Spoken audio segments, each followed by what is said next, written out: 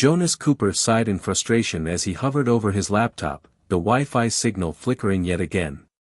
It was a quiet afternoon in Arbor Heights, and Jonas had planned to finish some online errands. However, his internet kept dropping for unexplained reasons. At first, he assumed it was a typical router glitch, something he could fix by rebooting the device. But after the third disconnection, Jonas decided to check his router settings more thoroughly. Peering at the router's interface, Jonas noticed an unknown device connected to his network, labeled only with an unfamiliar string of letters and numbers. He stared at it in confusion. Nobody else lived in his home, so who could be accessing his internet? A chill of unease crawled up his spine. He realized this could be more than a random fluke. If someone was using his Wi-Fi without permission, what else might they be snooping on? Jonas's mind raced with possibilities. Was it a casual neighbor piggybacking on his internet to save a few dollars, or something more sinister?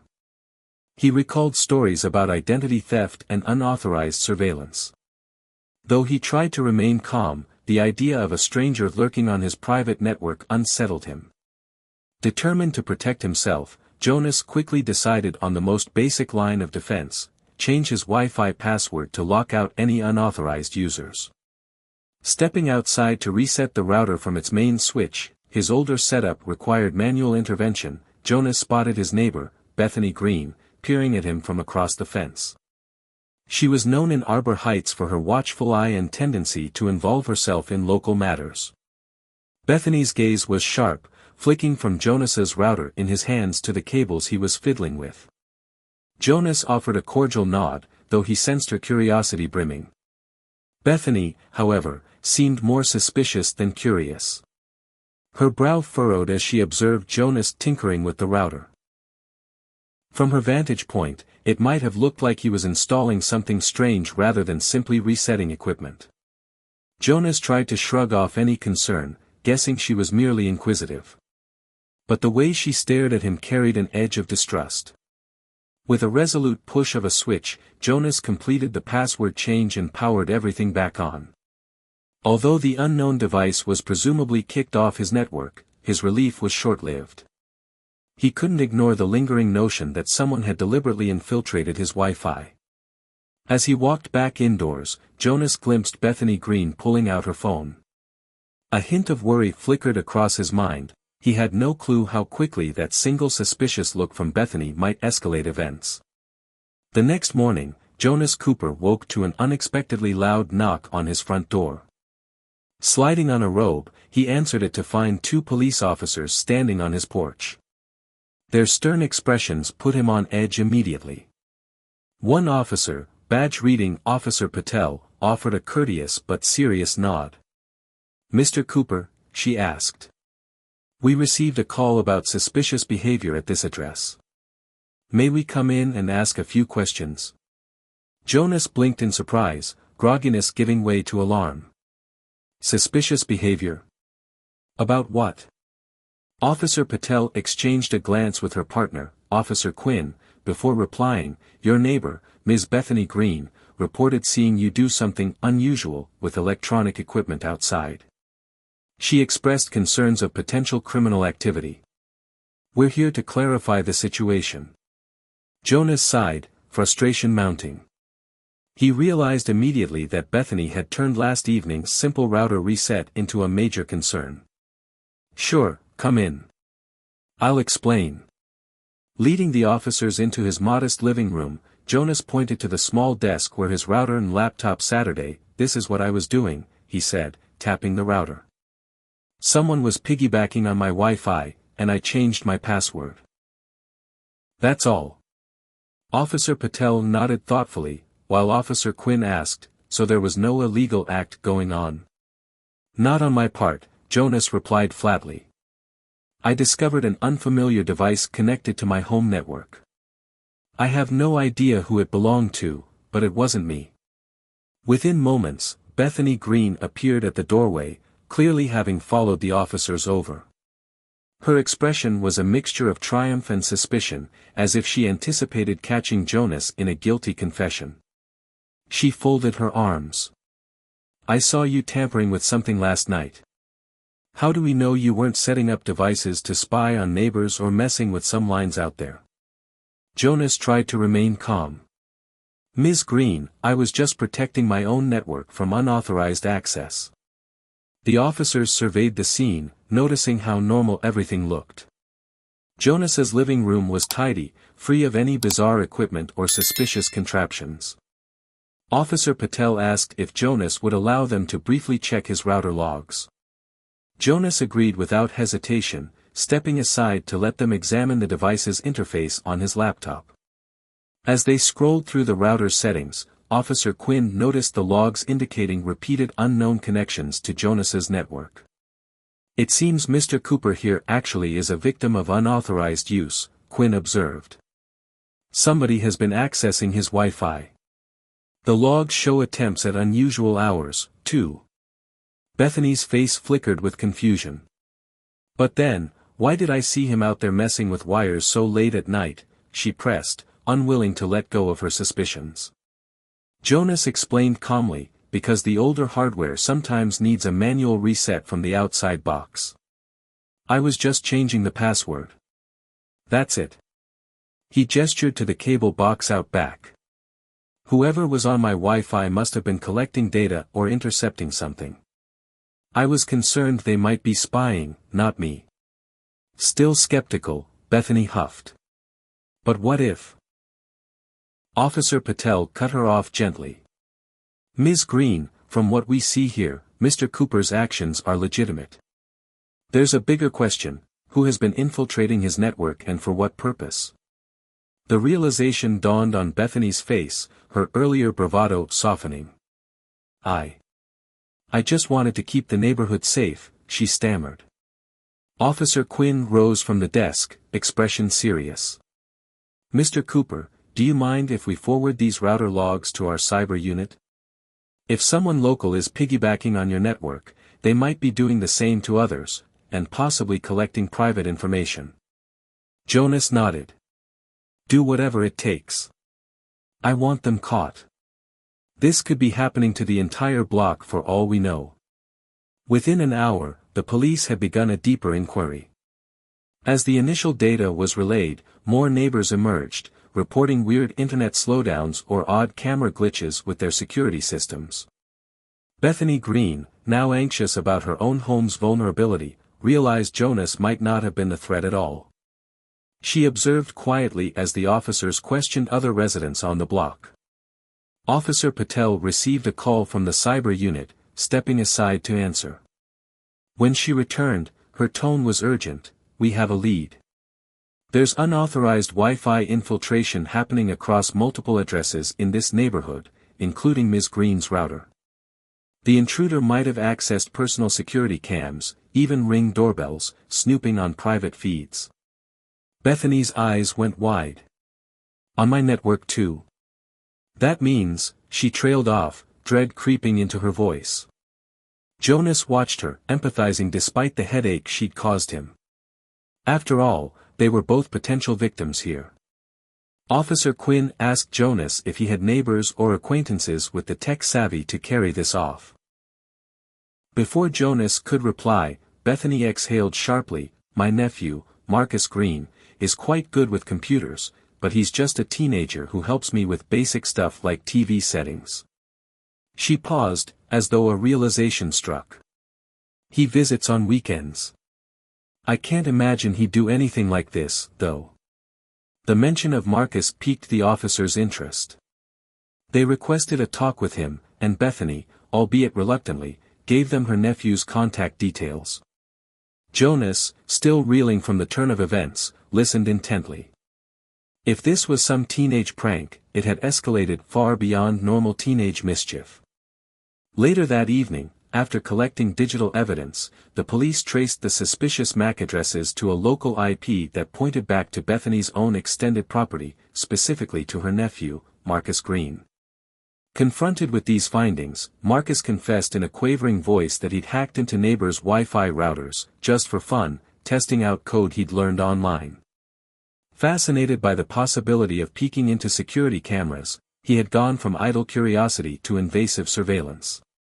As the seriousness dawned on him, Marcus realized these pranks carried legal consequences. Officer Patel placed him under arrest for unauthorized access and unlawful surveillance. Bethany, horrified, watched as her nephew's bravado collapsed into remorse.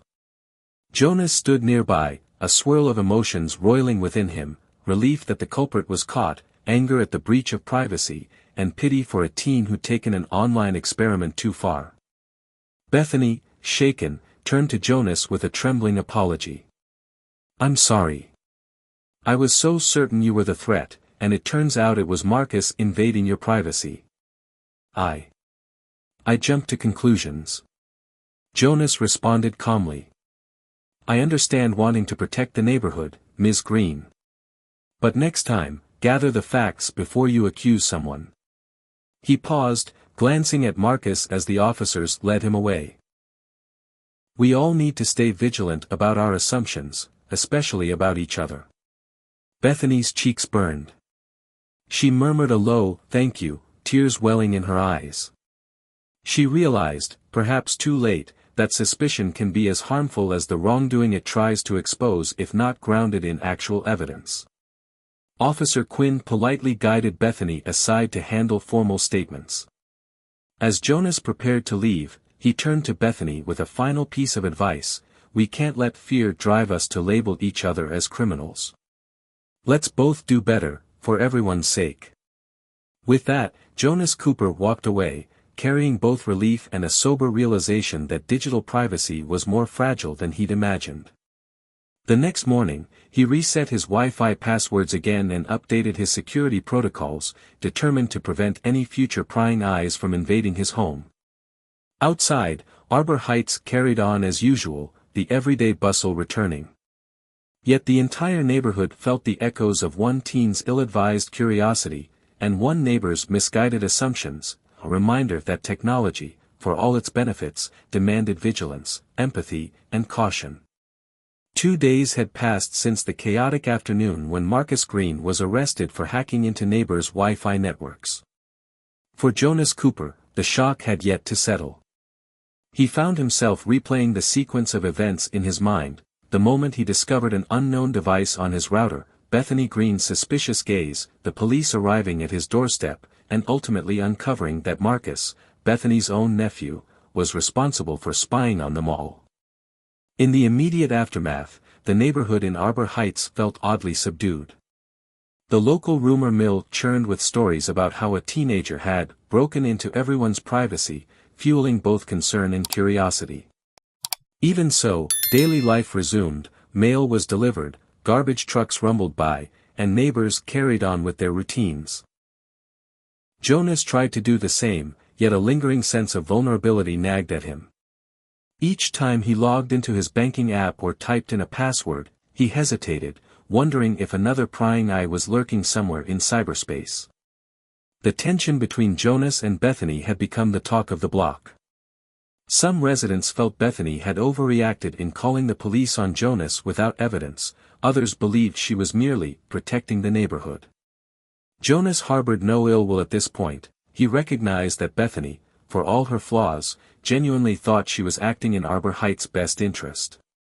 Still, the wedge in their relationship was palpable. Whenever they crossed paths, she appeared apologetic, but they exchanged only brief pleasantries. Marcus, meanwhile, remained in custody for questioning. Local law enforcement, in conjunction with a state cybercrimes unit, was investigating the extent of his infiltration. Rumors suggested he'd accessed not only Wi-Fi networks but also home security feeds. While it was still being called a prank, the seriousness of unlawful surveillance loomed large. The authorities also wanted to ensure no additional accomplices or bigger threats were involved. Jonas had resecured his home network with robust new protocols. He upgraded to a modern mesh router system, set up intrusion detection logs, and subscribed to a service that alerted him to any suspicious device on his network. Although that gave him peace of mind, he felt a pang of sadness that it required such measures. He missed the simpler time when he could trust that his quiet street was free of such complexities.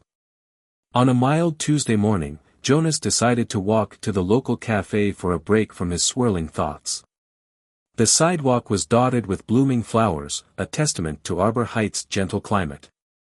He barely made it a block before spotting Bethany Green, who seemed to be waiting by her mailbox. Her posture was stiff, as if she'd planted herself there specifically to catch him passing by. "Jonas," she called hesitantly, stepping forward. I was hoping we could talk." Jonas slowed his pace. Though he had no desire to dwell on the fiasco, he recognized that an honest conversation might help them both move on. "Sure, Ms. Green," he replied, forcing a small smile. "What's on your mind?" She fidgeted with the mail in her hands, eyes darting nervously. "I want to truly apologize for what happened.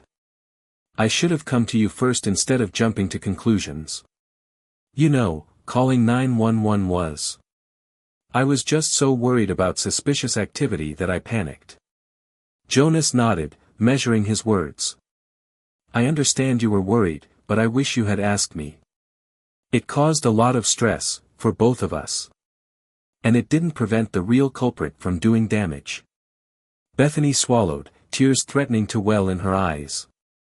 "I feel terrible about Marcus. He's a good kid, or at least I thought so. I had no idea he had the know-how to break into networks, let alone that he'd use it to spy on people. This has turned into a legal nightmare for our family." A stirring of empathy surfaced in Jonas. He remembered how petrified Marcus had appeared when the police confronted him. "Is there any update on him?" Bethany sighed. "They're arranging a hearing. There may be a chance he'll avoid a heavy sentence since he's young and it's his first offense. But it's up to the judge. He admitted wrongdoing, so that might help, but the charges are still quite serious." Jonas pressed his lips together thoughtfully. He could see that Bethany was genuinely remorseful, not only for her nephew but for how she treated Jonas. A quiet part of him even felt sorry for the both of them. "I don't hold a grudge against him," Jonas offered gently. "He made a huge mistake, but maybe this can be a wake-up call." Bethany's shoulders relaxed, relief flickering in her eyes. "Thank you, Jonas.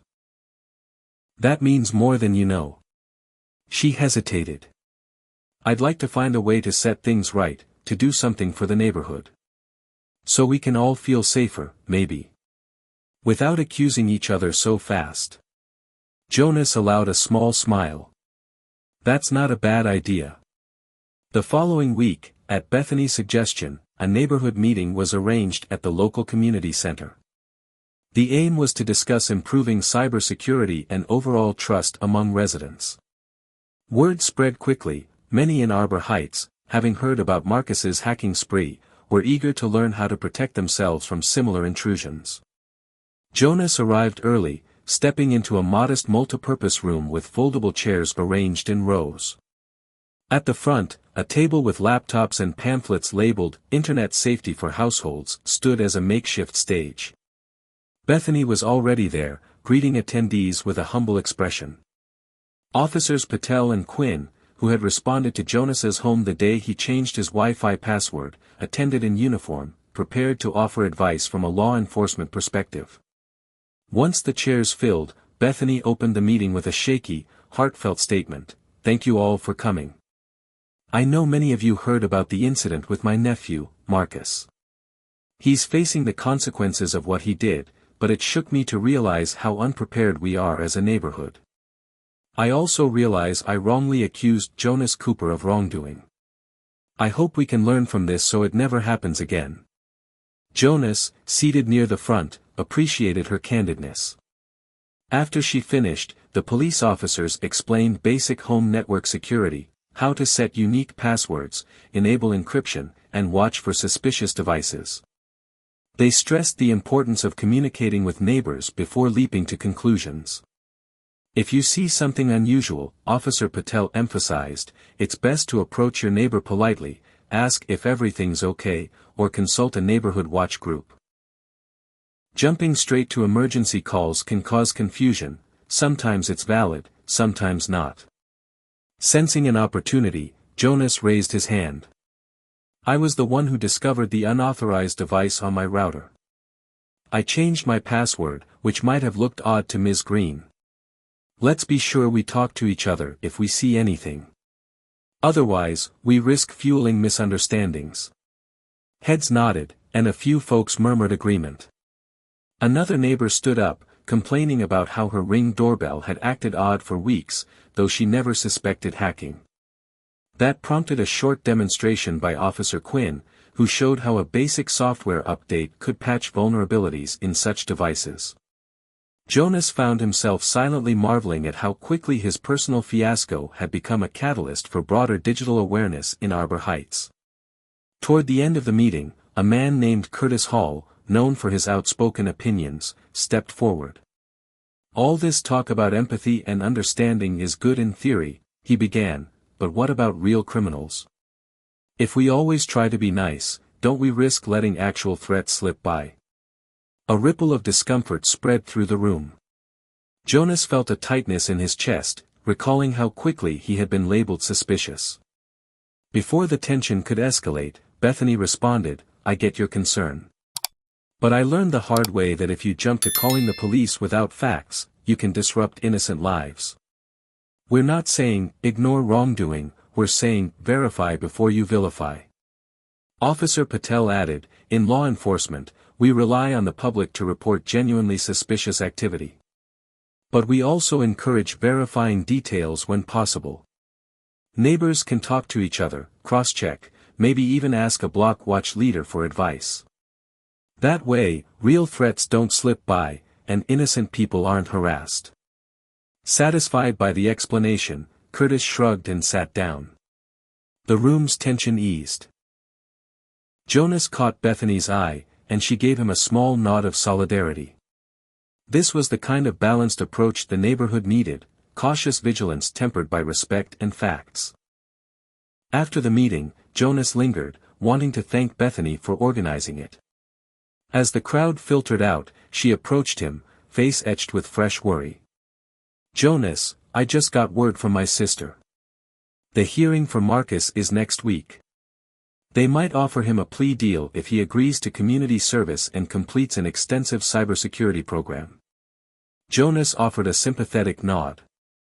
"That's probably best for everyone. It'll keep him from having a permanent record, right?"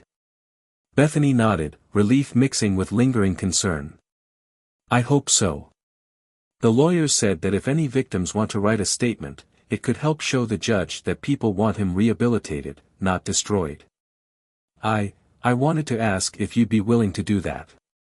But I understand if you'd rather not." He paused, considering the request.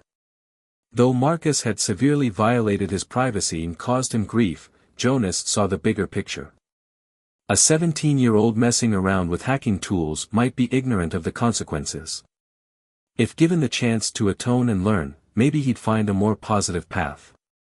"I'll do it," Jonas said, surprising even himself with his calm certainty. "I'll write a statement emphasizing that I don't want him locked away, just that he needs to learn and never repeat such invasions." Tears pooled in Bethany's eyes. She clasped his hand in gratitude. "You don't know how much that means to me. Thank you. I'll never forget your kindness." Over the next few days, Jonas composed his statement carefully, describing the emotional toll of discovering someone lurking on his network, but also underscoring his belief that Marcus could be reformed if properly guided. He kept it factual, avoiding too many dramatics. The day before the hearing, Bethany knocked on his door wearing a subdued smile. She read his statement, nodding. "This is perfect," she murmured. "Marcus is lucky you're so understanding." Jonas exhaled a breath he hadn't realized he was holding. A part of him still felt raw about the invasion of his privacy, but he couldn't deny that championing empathy aligned better with who he wanted to be. If the Anderson fiasco taught him anything, it was that grace and second chances could reshape a person's life, for the better. That evening, Jonas double-checked his router logs out of habit, scanning for anomalies. No suspicious devices. A wave of relief coursed through him. He'd moved beyond living in fear that every unknown glitch signaled a new intruder. He'd also begun investigating a part-time cybersecurity course. If I can't chase out these ghosts, he told a friend, maybe I can arm myself with knowledge to keep them at bay. The day of Marcus Green's court hearing arrived. The wooden benches of the small county courtroom held a handful of people, Bethany Green, Jonas, Officer Patel, and a scattering of other concerned neighbors. Marcus, dressed in a slightly oversized suit that accentuated his youth, stood beside his attorney, eyes downcast. The judge, a stern-faced woman with reading glasses perched low on her nose, glanced over the official documents detailing unauthorized access and unlawful surveillance charges. Bethany swallowed hard, her hands twisting anxiously in her lap. Jonas stepped forward when the judge invited statements from the victims. He felt his pulse thrum as he read from the short letter he'd prepared. He began by detailing how disconcerting it was to discover an unknown device on his router. He spoke of the stress it caused, how trust in one's own home can be shattered in an instant. Yet, he concluded with a plea for leniency, referencing the positive changes that could arise if Marcus was rehabilitated rather than punished harshly. He's young, he has his whole life ahead of him, Jonas read, voice steady. I believe with education and community service, he can learn from this, ensuring no one else's privacy is violated again. After he finished, murmurs rippled among the small crowd. Even the judge seemed moved by Jonas's balanced stance. Officer Patel stepped up next, giving a factual account of the investigation's findings. She echoed Jonas's sentiment that while the actions were serious, Marcus's case might be best served by a structured program that harnessed his hacking aptitude for good. Marcus's attorney then presented the proposed plea agreement, a probationary period, mandatory cybersecurity education, supervised community service assisting older residents set up secure Wi-Fi, plus a requirement to apologize to every victim. Marcus, voice trembling, apologized in open court, specifically thanking Jonas for not demanding harsh retribution. I was foolish, he said. I didn't realize how much harm I was causing. I never intended to ruin people's sense of safety. The judge scrutinized Marcus for a long, silent moment. Then, in a clear, measured tone, she handed down her ruling, acceptance of the plea deal. The entire hearing lasted under an hour, but it felt monumental. Marcus was escorted from the courtroom, tears brimming in his eyes, tears Jonas interpreted as relief and regret. Bethany, too, wiped away tears, grateful her nephew avoided a crushing sentence. Outside the courthouse, Jonas found himself standing beside Bethany and a newly freed Marcus, who was awaiting paperwork from his attorney.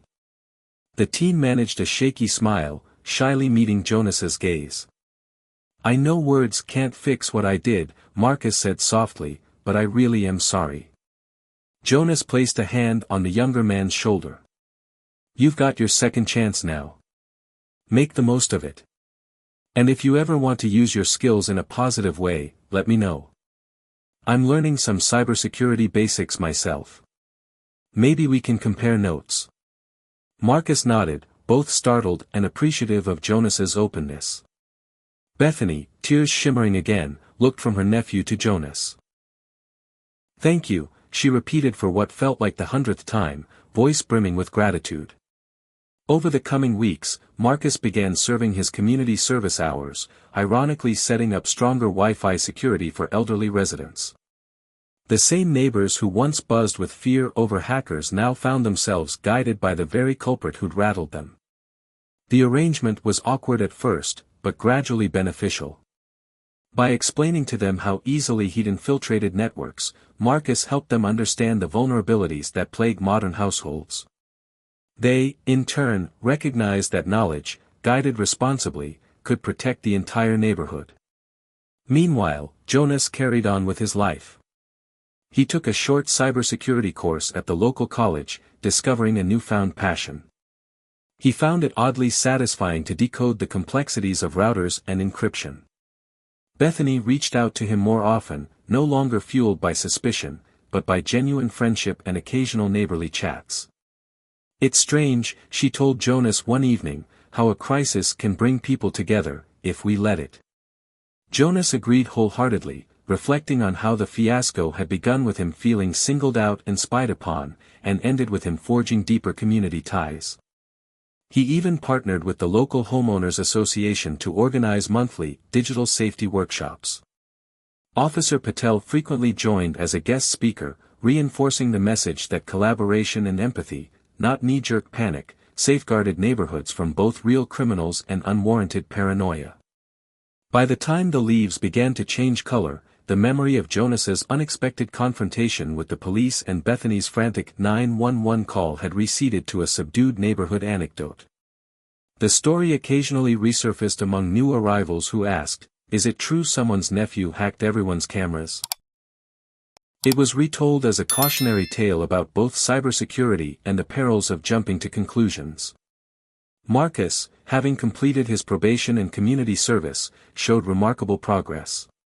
He visited Jonas once a week, no longer sneaking around with malicious intent, but openly discussing ways to develop ethical hacking skills.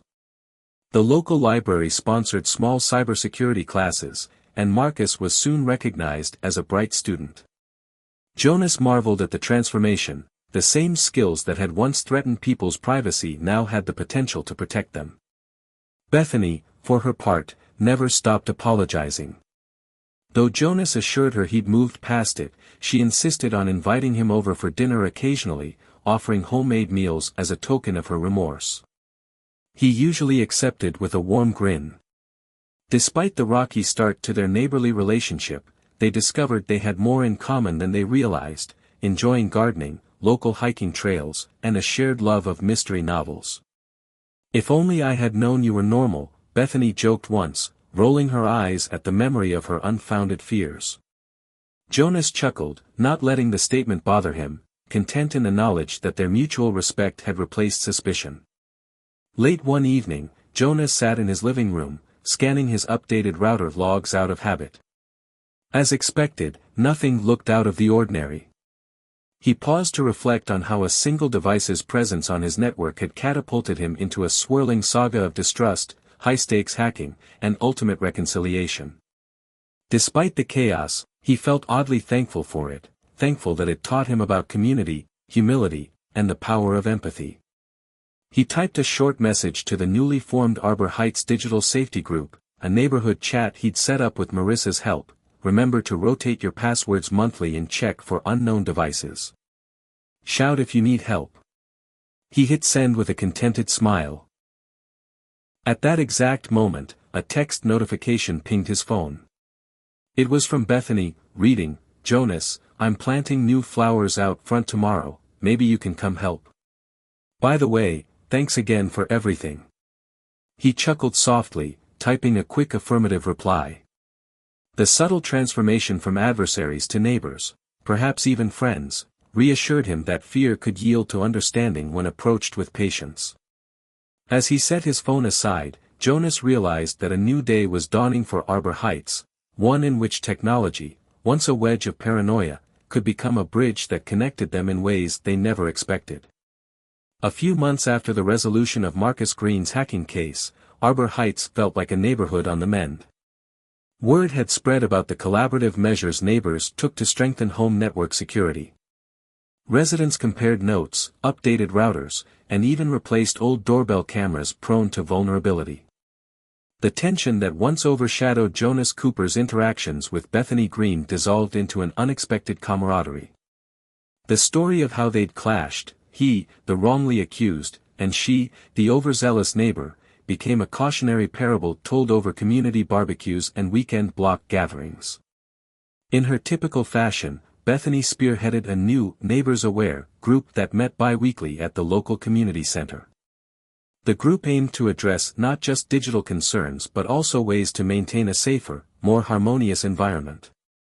Despite skepticism from some longtime residents, the meetings drew decent attendance, proving that the fiasco had awakened a thirst for communal action. Marcus Green, released under probation and enrolled in a cybersecurity mentorship program, occasionally assisted in these gatherings, advising neighbors on how to avoid repeating his pranks gone wrong. Over time, the boys' embarrassment transformed into constructive energy. He recognized how his advanced tech savvy could be repurposed for good, leading him to dream of becoming a cybersecurity consultant someday. Meanwhile, Jonas found himself in an unexpected leadership role. The local homeowners association approached him to coordinate digital security sessions. Unsure at first, Jonas realized he had inadvertently become an informal face of personal network safety in Arbor Heights. He accepted, determined to ensure that no one else felt the same confusion and fear he did when he first discovered the unknown device on his router. As spring approached, Bethany proposed an idea for a neighborhood renewal festival, combining a food fair with workshops on digital safety, home improvement, and general neighborly engagement. The festival would be a day-long affair, with local vendors, crafts, and short presentations. She pitched the concept to Jonas and a small planning committee at the community center one afternoon.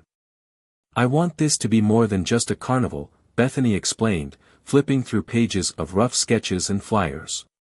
"I envision booths about everything from gardening to online security. Let's bring positivity to Arbor Heights after all the drama we've been through." Jonas nodded, scanning her outlines. "It sounds ambitious but wonderful. Let's see, morning session on router basics. Maybe a noon demonstration on how to set up safe camera systems." A wide grin spread across Bethany's face. "Exactly. We'll also have a local bakery selling pastries, and a few folks from the garden club offering tips. This can unify all sorts of interests. Show that we've moved forward as a community." The more Jonas listened, the more he believed in the festival's potential. Since the hacking episode and the subsequent meltdown, Arbor Heights had made remarkable strides in bridging misunderstandings. Maybe this festival could be a final stamp of solidarity. Planning advanced smoothly. Flyers were printed, volunteers signed up, and local shops donated items for raffle prizes. But as the festival date drew near, the old rumor mill in the neighborhood churned again. Some residents, including a few older couples, voiced distrust. "Sure, we all act friendly now," one longtime resident, Mr. Griswold, muttered at a planning meeting, "but what if there are more Marcus Green types out there? Suppose some new arrival is also poking around our Wi-Fi?" Jonas recognized the sentiment. Fear of hidden threats can linger, especially once a community has been burned. Attempting to calm tensions, Jonas proposed hosting a short, plain-spoken talk titled Cybersecurity 101, aimed at addressing basic anxieties. He volunteered to present it, with Marcus offering demonstrations. "If we confront these worries head-on, maybe folks won't resort to calling 911 over a neighbor with a screwdriver," Jonas quipped gently, eyeing Bethany, who managed a sheepish smile. Nevertheless, undercurrents of suspicion threatened to overshadow the festival. Rumors emerged about a possible protest from a group of residents who believed Celestial Air's fiasco, some confusion referencing a plain story, ironically a rumor from another user, "Let's ignore," was overshadowing the real issues. Jonas suspected these naysayers were more upset about change than any specific problem. The big day arrived under clear skies. Rows of pop-up tents dotted the local park, each with colorful banners. By 8 a.m., vendors were already preparing their wares. The sweet aroma of baked goods mingled with the earthy scent of freshly potted plants from the garden club's display. A small stage, set up near the playground, would host short lectures throughout the day. Jonas, wearing a simple volunteer t-shirt and a name tag reading Digital Safety Coordinator, arrived early with Bethany, helping finalize booth placements. Marissa and Gwyn, along with officers Patel and Quinn, assisted with setting up a dedicated Ask a Cop stand focusing on responsible ways to report suspicious activity. They'd stacked brochures about the difference between an actual emergency and a scenario best handled by conversation or the local watch group. At 9 a.m., families trickled in. Children dashed toward the playground, while parents explored the stands. A half hour later, the festival was in full swing, lively music playing from a small sound system. The sunshine and gentle breeze lent a festive air, giving Arbor Heights a communal sense of renewal. Jonas couldn't help but smile at how seamlessly an event born from conflict had blossomed into something so joyful. At midday, an announcer called for attendees to gather at the stage for the Cybersecurity 101 demo. Jonas stepped onto the platform, scanning the crowd. He spotted neighbors who used to eye each other with suspicion now chatting amicably. This felt like a genuine turning point. Next to him, Marcus Green, a bit nervous, booted up a laptop connected to a large screen. The teen had progressed significantly since his arrest, channeling his knowledge into constructive endeavors rather than pranks. "Good afternoon, everyone," Jonas began, voice steady. "I'm Jonas Cooper, and I'm here with Marcus Green. We'll show you how easy it is to inadvertently leave your home network open, and how just as easily you can secure it." Marcus typed a few commands on his laptop, pulling up a sample demonstration. A feed displayed a mock router login screen. "Most people never change the default password on devices," Marcus explained, speaking more confidently than he used to. "That's how I got in. I used publicly known defaults. So if you're watching this and your device's password is still admin or 1234, well, let me tell you, it's basically an open door." A ripple of uneasy laughter crossed the crowd. Jonas chimed in, "But solutions are straightforward. Create strong passphrase, keep software updated, and watch for unknown devices. If you see anything suspicious, talk to your neighbor first. Communication is crucial." He shot Bethany a meaningful grin from the stage, and she waved back, acknowledging the lesson learned. They spent the next 20 minutes fielding questions. Some expressed fear about dark web criminals, while others worried about Ring doorbells being compromised. Marcus calmly offered answers, referencing official guidelines from the cybersecurity program he'd been attending. To Jonas's relief, the crowd seemed far more receptive than suspicious. Right as Jonas wound down his talk, a voice from the back of the audience shouted, "What about real criminals, though? You keep telling us to chat with neighbors, but what if our neighbor is malicious?" Heads turned to see Mr. Griswold again, his arms folded, brow furrowed with skepticism. Jonas paused, exchanging glances with Marcus. This was reminiscent of the tension that flared up in earlier community meetings. "Sir," Jonas began gently, "we can't guarantee everyone's good intentions. But we can be balanced. We stay cautious, check facts, and yes, talk to neighbors. If we suspect actual danger, we contact authorities. The point is not to assume guilt based on incomplete evidence." Grumbling, Mr. Griswold took a seat. Officer Patel stepped forward to back Jonas up. "Every situation differs," she said. "But unsubstantiated fear can be as harmful as ignoring a real crime. Our job is to help you distinguish between those scenarios." The tension eased, though the conversation left a slight heaviness.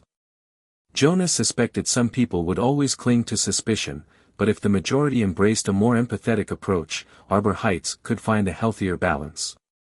After the demonstration, the festival continued with music, food stalls, and children's activities. Jonas roamed the park, occasionally stopping to greet acquaintances. He found Bethany near a table hosting a raffle for a brand new router set, courtesy of a local electronics store. She was enthusiastically explaining how the device included advanced encryption to a curious elderly couple. "Jonas, perfect timing." Bethany called, beckoning him over. "This nice couple is considering upgrading, but they're worried it's complicated. Show them the basics." He obliged, patiently describing the setup process, encouraging them that if they ever felt stuck, a neighbor or one of the new digital safety volunteers could help. The elderly couple thanked him profusely, promising to come to the next session Jonas hosted.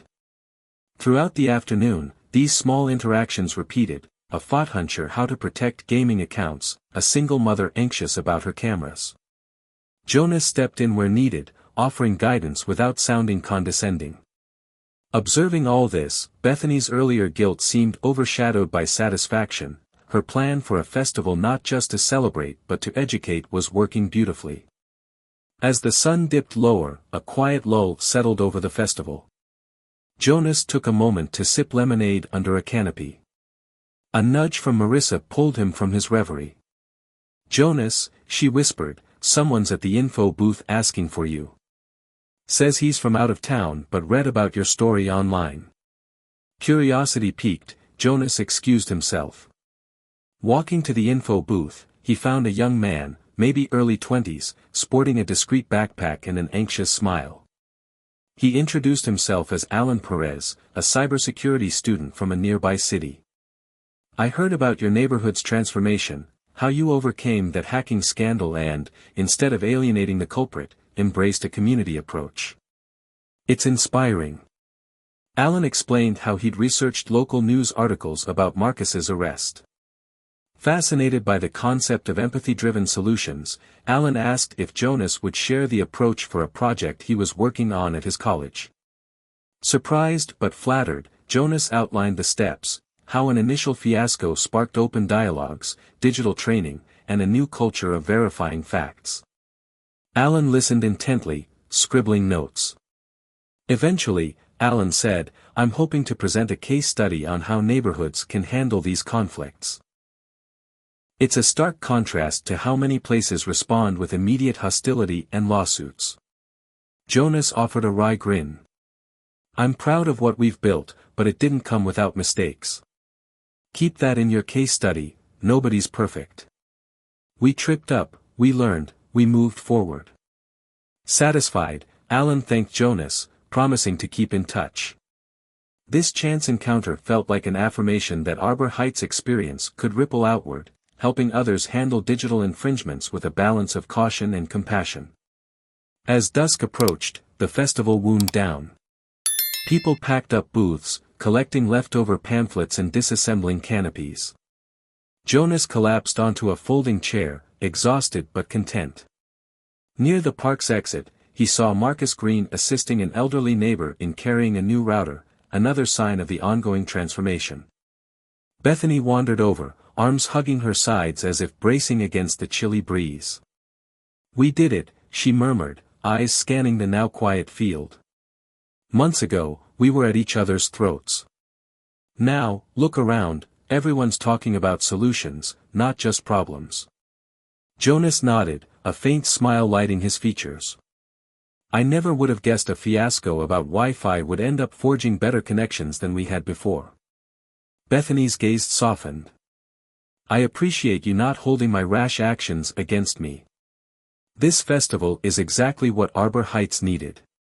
I guess, in a twisted way, we owe that to Marcus's mistake, pushed us to face the flaws in our assumptions." "I can see the irony," Jonas chuckled. "But it also owes a lot to your determination to fix things. And, well, I guess my small role in not letting anger consume me." She agreed wholeheartedly. "You're one of the kindest souls I've met, Jonas. Thanks for giving me the benefit of the doubt when I didn't deserve it." He waved off the praise. "We're neighbors. That's how it should be." That night, Jonas returned home, physically drained yet invigorated by the success of the festival. Slipping inside, he locked the door with an unaccustomed calm. His router blinked from a corner table, no longer a source of paranoia, but a reminder of how technology, properly handled, could unify rather than divide. Toggling on his laptop, he checked the community's new group chat. Messages popped up, "Great festival, thanks for the tips, Jonas, I updated my cameras, feels safer now." The outpouring of positivity made him grin. A year ago, such camaraderie felt unimaginable. Glancing at the window, Jonas noticed the faint glow of Bethany's porch light across the street. Where once she might have watched him with suspicion, now he felt only gratitude and friendship emanating from that home. The fiasco that started with a single, mysterious device on his Wi-Fi had blossomed into a transformation for both of them, and for Arbor Heights. His phone buzzed, a text from Marcus, reading, "Thanks again for everything. I'm volunteering at the library's tech workshop next week, hope to see you there." Jonas typed a quick, encouraging response. Life had indeed come full circle.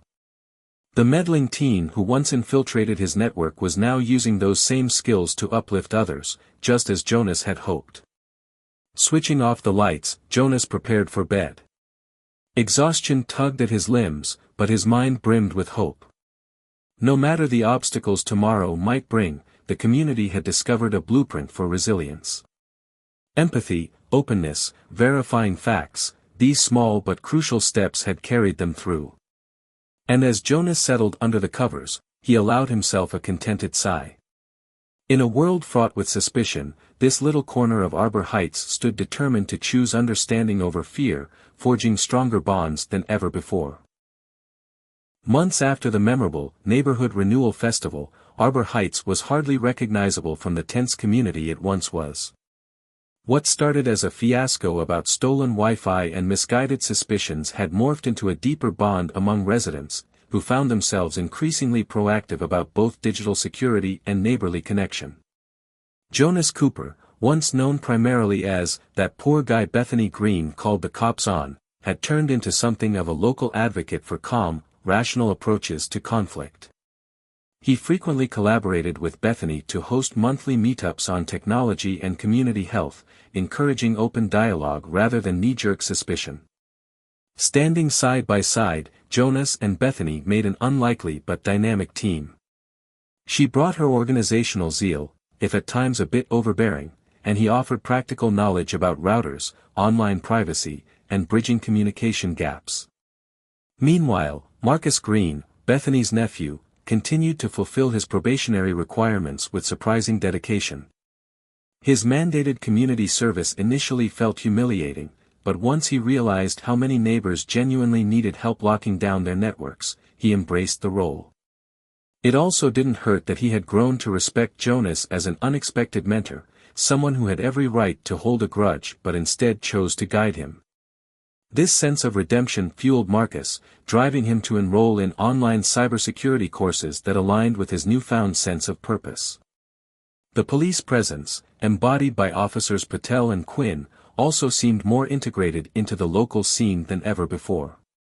They dropped by the monthly gatherings, sometimes offering short seminars on basic legal knowledge, how to recognize real threats versus personal biases, when to call 911, and which resources existed for unresolved neighbor disputes.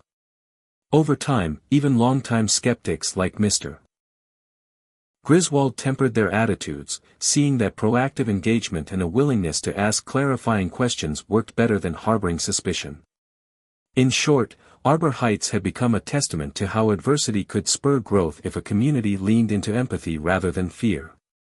However, as Jonas and Bethany were about to discover, progress rarely unfolds without new challenges, and a fresh series of events threatened to test everything they had built thus far.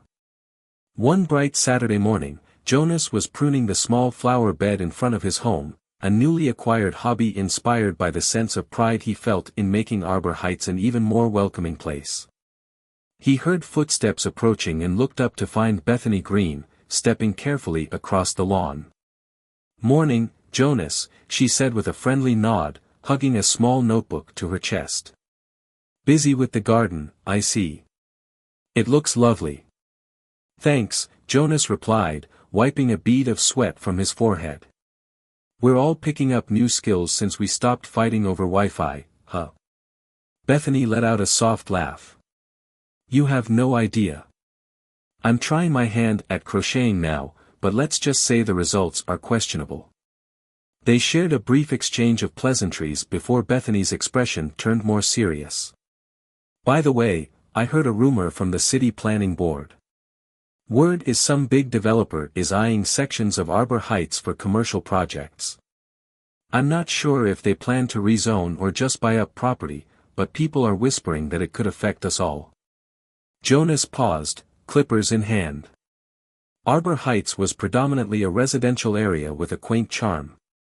The notion of large commercial blocks seemed alien and potentially disruptive. "Do we have any official statements? Or just speculation?" "Just speculation so far," Bethany admitted. "But with everything we've overcome, I don't want us blindsided by another wave of tension. Especially one that could tear down homes or displace families." Jonas thought back to how the neighborhood had banded together recently. If anything threatened that new unity, it was the introduction of a high-stakes commercial interest that could pit neighbor against neighbor for property deals. We should maybe gather more info, see if the rumor has legs, and if so, approach the city with our concerns or questions. Bethany nodded resolutely. Agreed. Let's keep each other informed. Later that day, Jonas headed to the local library to meet Marcus, who had invited him to see a fledgling project he was coordinating, a digital awareness kiosk. The library entrance bustled with families, students, and seniors. Among the racks of books, Jonas spotted Marcus fiddling with a small interactive touchscreen stand near the library's tech corner. "Hey, Jonas." Marcus greeted, looking up with an enthusiastic grin. "Check this out. I convinced the library board to let me set up a kiosk for passers-by to quickly learn about strong passwords, safe browsing tips, and even a feature that helps them check if their email accounts have been part of a data breach. All basic stuff, but it's a start." Jonas examined the screen. It had user-friendly graphics with bullet points about never reusing passwords, verifying suspicious links, and other essential tips. "This is impressive," Jonas said. "I remember not too long ago, you used your knowledge for, well, less noble pursuits." Marcus's cheeks flushed slightly. "Yeah, I regret that every day. But I'm determined to use my skills for something positive now. The community service hours might be over, but I want to keep giving back." Tapping the kiosk's interface, Jonas saw short video tutorials, some recorded by Marcus himself, explaining how to set up a WPA3 router. Another module offered a "Test Your Knowledge" quiz on spotting phishing emails. "This is fantastic. You might have found your calling," Jonas commented. Marcus smiled sheepishly. "It feels good to help. The librarians are supportive, too." Then his smile wavered. "But I've heard the rumors about a big developer maybe swooping into Arbor Heights. It scares me that everything we've built here, our sense of community, could unravel if property values spike or if homes get torn down for malls. If that rumor is true, how do we keep the neighborhood together?" Jonas sighed, patting Marcus on the back. "I don't know yet, but we'll face it the same way we faced the hacking fiasco, by communicating, verifying facts, and standing united if we must." Rumors about the developer's interest began to solidify when a notice appeared on the bulletin board outside City Hall: "Public hearing regarding proposed rezoning in Arbor Heights, next Tuesday at 7 p.m. The official text described a plan for mixed-use commercial development, though details were sparse. Instantly, tension rippled through the neighborhood. Some saw it as an opportunity, maybe new jobs or convenient shops. Others feared displacement or a spike in rents. Bethany, Jonas, and a few others formed a small group to prepare for the hearing. They gathered one evening in Bethany's living room, a space that, ironically, had once felt hostile to Jonas but now felt welcoming. Over cups of herbal tea, they strategized. "Our best bet is to attend that meeting fully informed," Jonas said.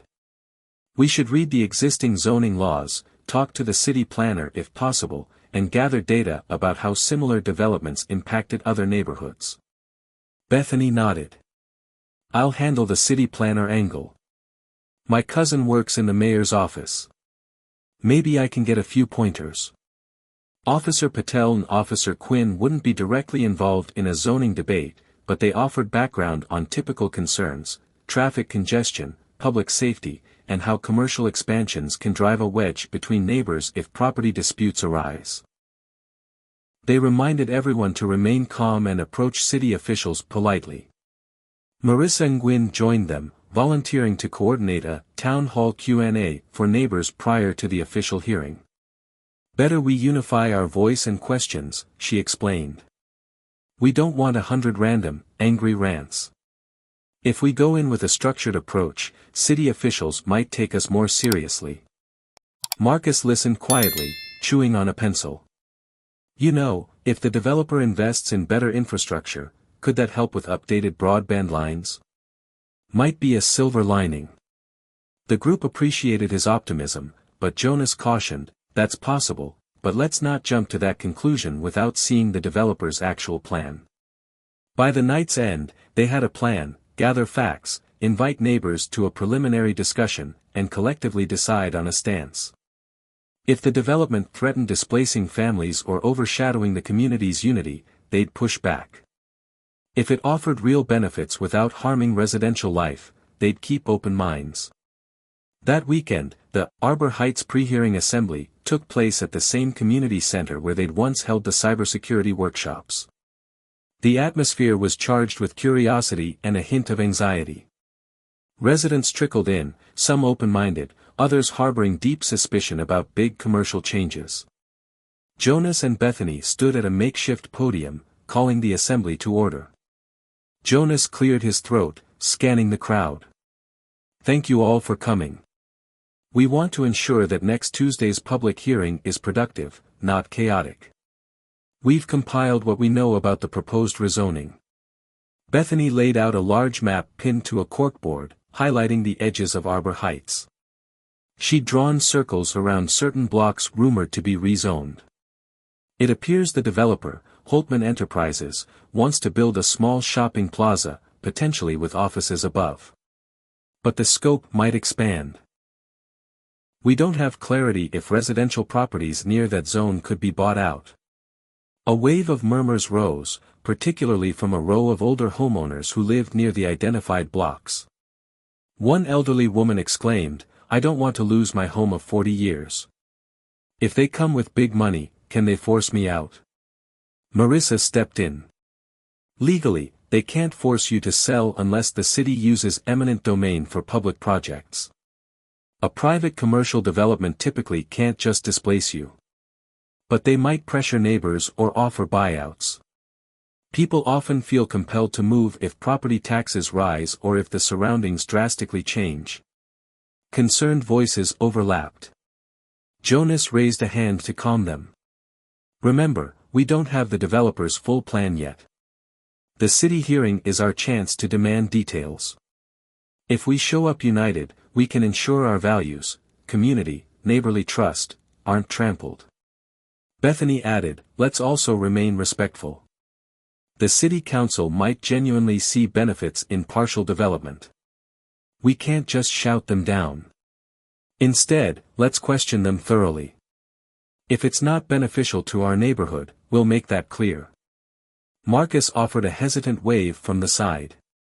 "I heard from a friend that Holtman has projects in other cities. Some are quite successful but also overshadow local character. Maybe we can find people from those communities to share their experiences before we finalize how we approach this." The group nodded thoughtfully, deciding to investigate. The meeting concluded with the promise to gather more data, unify concerns into a cohesive set of questions, and approach the hearing with a balanced mindset. Over the next few days, Jonas and Bethany dove into research about Holtman Enterprises. They discovered that in two neighboring towns, Riverford and Maple Glen, Holtman had built similar, mixed-use, developments. Opinions from those towns were mixed. Some praised the convenience of new shops and modern architecture, while others bemoaned traffic congestion, lost local charm, and rising rents that drove out older residents. Maple Glen, in particular, faced tension when certain longtime store owners couldn't compete with the chain retailers moving in. Jonas spent an evening reading Maple Glen's local newspaper archives, while Bethany called a contact who lived in Riverford. The contact, a woman named Paula, relayed that Holtman starts small but eventually expands, buying additional plots once their initial development is established. If the city or neighbors aren't strict about zoning lines, they creep further in. Paula also noted that Holtman had a slick marketing approach, charity donations to local causes to sweeten public opinion, orchestrating flashy sales pitches in city council. Armed with this knowledge, Jonas grew uneasy. "It might not be purely destructive," he told Bethany, "but we have to ensure we keep them in check. If we cede too much control, Arbor Heights might be unrecognizable in a few years." Bethany felt a surge of determination, reminiscent of her protective instincts that once led her astray with Jonas. This time, though, she was determined to proceed with facts rather than assumptions. She called up a few neighbors in the rumored rezoning area, encouraging them not to panic but to show up at the hearing. "If we stand together," she said, "we can demand clarity from Holtman. Maybe we shape the project so it truly benefits us, or we resist if it threatens our homes." Finally, Tuesday evening arrived. The Grand City Council chamber was packed. Arbor Heights residents filled the gallery, the tension palpable. At the front of the room, a panel of council members faced the crowd with an air of official gravity. Representatives of Holtman Enterprises occupied several seats at a table, folders and sleek briefcases indicating a polished presentation to come. Jonas sat in the front row with Bethany, Marissa, and a small committee they'd formed. Marcus hovered near the back, somewhat awed by the formal setting, but determined to see how this process worked. The hearing began with City Council's introduction, followed by Holtman's official pitch. A well-dressed spokesperson strode to the microphone, flipping through slides on a projector. Renderings depicted modern, glass-fronted buildings, streets lined with trees, and a pristine walkway labeled, "Proposed Arbor Heights Marketplace." The spokesperson spoke of renewed economic activity and enhanced property values. As Jonas studied the slides, he noticed the planned site encompassed more than just a small corner. One area overlapped with existing homes, albeit not forcibly, but implying owners might be offered buyouts. Tapping Bethany's arm, he whispered, "They're indeed aiming big. We need to highlight how this might displace folks or change the area drastically." After Holtman's polished presentation, the council opened the floor to public comments. Residents lined up at a microphone. Some, lured by potential job creation, voiced support. Others worried about noise, traffic, and the future of independent small shops. The atmosphere ebbed between polite curiosity and passionate debate. Then it was Bethany Green's turn. She walked to the mic, hands trembling slightly but posture upright. "Good evening, council members. My name is Bethany Green, a resident of Arbor Heights. I appreciate the potential benefits of new development, but we must consider the intangible costs, the disruption of a long-established residential character, the potential buyouts that can pressure families who've lived here for generations. We want clarity on how property owners can remain secure." The council nodded. Next came Jonas, who introduced himself and recounted his personal experience. "We're a neighborhood that overcame a cybersecurity incident by pulling together.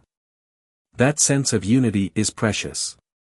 If Holtman's plan endangers that by commercial overreach, we have to proceed with caution. Let's see a binding commitment that no homeowner will be forced out, that traffic solutions are in place, and that local businesses won't be overshadowed by chain retailers." Council members scribbled notes. Holtman's spokesperson politely responded with a measured statement, "We certainly want a positive relationship with the community. We're open to community input in shaping final designs. Our intent isn't displacement but revitalization." Jonas caught a subtle shift in the spokesperson's expression. He recognized the practiced rhetoric typical of large corporations wanting to mollify critics. He resolved to press further, ensuring the council and neighbors demanded specifics, not just warm promises. The hearing lasted well into the night. By the end, a motion was agreed upon: Holtman Enterprises must deliver a revised, detailed plan within 60 days, addressing concerns about property lines, traffic, and the local business environment. The city council, seeing the robust turnout from Arbor Heights, recognized they couldn't simply rubber stamp the proposal without risking public backlash. Walking out of City Hall, Jonas and Bethany exhaled in relief. They'd managed to rally enough voices that the developer's progress would be slowed until the plan was hammered out properly. Some neighbors, though still uneasy, expressed satisfaction that at least they weren't blindsided by immediate bulldozers. Officer Patel, who had attended in plain clothes just to observe, patted Jonas on the back. "You two handled that with composure," she said, nodding at Bethany. It's a testament to the neighborly approach you cultivated. Marissa chimed in. What's next? We celebrate, or do we get right back to planning for the next city session? Bethany grinned, though fatigue etched her face. A bit of both, maybe. We should hold a follow-up meeting to prepare. But first, I could use a good night's sleep and maybe some victory pancakes in the morning. Marcus, who had listened quietly, piped up. I can help research city codes further.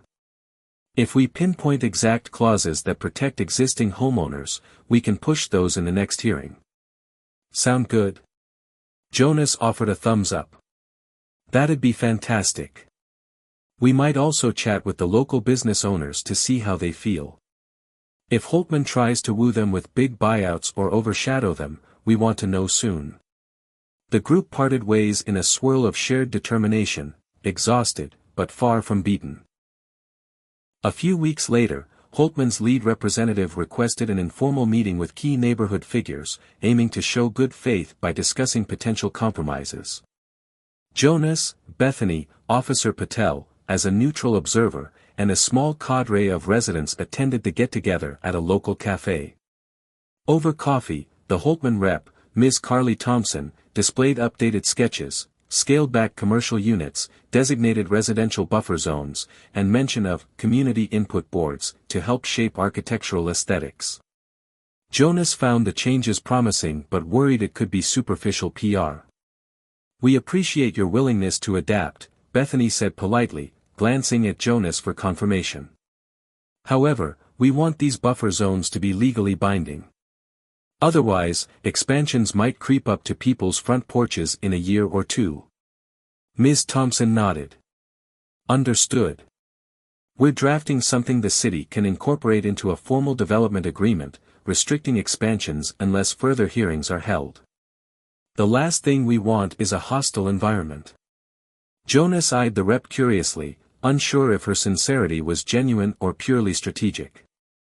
Nonetheless, it was progress. The meeting concluded with a mutual understanding that Holtman would produce the formal revised plan soon, and the neighborhood would keep an open mind, as long as crucial concerns, like home security, property rights, and minimal displacement, were addressed. By the time summer's warmth embraced Arbor Heights, the tension of a looming commercial takeover had settled into a cautious optimism. Holtman's final plan was still a work in progress, but they had begun publicly acknowledging the importance of not steamrolling existing homeowners. Jonas and Bethany made sure to maintain lines of communication, scheduling a monthly check-in with Ms. Thompson. Meanwhile, life in Arbor Heights continued at its newly elevated level of neighborly interaction. The local library kiosk that Marcus had set up thrived, with daily sign-ups from residents seeking knowledge about online safety. The next wave of block gatherings integrated short Q&A sessions about city developments alongside the usual potluck and camaraderie. The local hardware store even started stocking security cameras with default strong encryption, complete with a cheat sheet on best practices courtesy of Jonas. In all this, Bethany's relationship with Jonas solidified into a genuine friendship. He'd visit her occasionally for coffee, discussing not just local politics but also day-to-day joys like new recipes or the best times to plant certain flowers. Their synergy, once rooted in suspicion and near conflict, had blossomed into a model of how neighbors can grow closer by tackling adversity together. Officer Patel, seeing the fruits of the community's approach, occasionally brought new recruits to Arbor Heights as an example of community policing done right, demonstrating how respectful, fact-based dialogue outshone mere suspicion. Marcus Green, newly recognized in the neighborhood, found part-time work with a local IT firm, grateful for the second chance that Jonas and others had championed. Standing on his front porch one early evening, Jonas surveyed the quiet street. The old him might have wondered if any lurking device still threatened his online privacy. Now, with stronger security measures in place and a well-informed neighborhood, he felt comfortable and safe. The real shift, he realized, was intangible. Arbor Heights had learned how to handle conflict with measured empathy rather than knee-jerk accusation. He flipped through a small binder of notes, the upcoming city council date, details on Holtman's new plan, plus a flyer for another neighborhood workshop. As the sun dipped below the horizon, Jonas allowed himself a contented breath. Sure, challenges remained. Negotiating the final shape of commercial expansion, continuing to guard against potential hackers, but if they faced each issue with the same unity, Arbor Heights would endure and thrive. From behind her fence, Bethany gave a wave, greeting him with a warm, "How's it going?" He smiled, remembering how the same wave months ago triggered his anxiety and suspicion. Now, it symbolized friendship, acceptance, and a readiness to keep forging ahead. In the hush of that twilight, Jonas stood in gratitude for how one unfortunate fiasco had sparked a lasting transformation in a once divided neighborhood. It was the tail end of a warm summer, and Arbor Heights basked in a golden haze of lingering sunlight and lazy afternoons. Children played on newly refurbished sidewalks, while families mingled more openly than anyone could remember. The Wi-Fi hacking fiasco that once nearly tore apart the neighborhood felt like a distant memory, replaced by a cooperative spirit forged in the aftermath of that crisis. Still, despite the improving sense of unity, a subtle tension underscored the community's day-to-day routine. Holtman Enterprises, the major developer seeking to build a commercial complex, had promised revised plans to address local concerns. The city council had delayed a formal vote, giving Holtman 2 months to draft a comprehensive proposal that ensured no forced displacement, minimal traffic overload, and respect for Arbor Heights' character. Residents waited anxiously, uncertain whether Holtman's new blueprint would truly preserve the neighborhood or bring dramatic changes that threatened its calm. Jonas Cooper navigated these changing times with a sense of guarded optimism. After all, if Arbor Heights could overcome a hacking spree and misguided 911 calls, perhaps they could meet the challenge of big business infiltration, too. He just hoped the new sense of communal harmony wouldn't collapse once money and corporate influence came into play. One Saturday afternoon, Jonas was pruning the modest flower bed in front of his cozy single-story home, still enjoying the gardening habit he'd picked up. As he clipped a few stray leaves, a postal worker ambled up the sidewalk, scanning the addresses. The worker handed Jonas a thick envelope with an official seal stamped in the upper corner, Holtman Enterprises. Jonas's brows furrowed. He quickly thanked the postal worker and retreated into his house, curiosity piqued. Inside, he set the envelope on his kitchen table, poured himself a glass of iced tea, and opened it carefully. Out slid multiple pages of glossy printouts and typed text, along with a neatly folded cover letter. Dear Mr. Cooper, we appreciate your participation in previous city hearings and community discussions regarding Holtman's intended development in Arbor Heights. Enclosed is our revised plan, which incorporates feedback from local residents. We hope you'll find these updates address concerns about displacement, traffic, neighborhood aesthetics, and business competition. Jonas flipped through the pages, scanning the bullet points, a smaller commercial footprint than originally proposed. Proposed, green buffer zones, between the new buildings and existing residences. Stipulations about reusing local shops or partnering with them instead of replacing them. At first glance, it looked like Holtman was trying. However, Jonas also spotted worrying vague language about future phases, implying expansions might still loom beyond this initial plan. As he perused, his phone buzzed, Bethany Green's number lit up on the screen. Jonas. Bethany's voice came in a rush. Did you get the package from Holtman? I did, he said, flipping to a page titled Strategic Expansion Potential. It's interesting. Looks better than before, but I'm not entirely convinced. They leave a door open for expansions if certain market conditions are met. Bethany sighed. Exactly. I've got the same letter. The city is scheduling another public forum next week to discuss it. We should gather the usual crew, Marissa, Officers Patel and Quinn, Marcus, and see if we can break this down for the neighborhood. Jonas agreed, feeling the stirrings of a familiar determination. Let's meet tomorrow evening at your place. We'll plan how to respond. By the next day's evening, a small group assembled in Bethany's living room, just as they had for prior crises. Jonas arrived with a notepad and the Holtman documents. Bethany had posted large sticky notes on the wall summarizing key points of the new plan.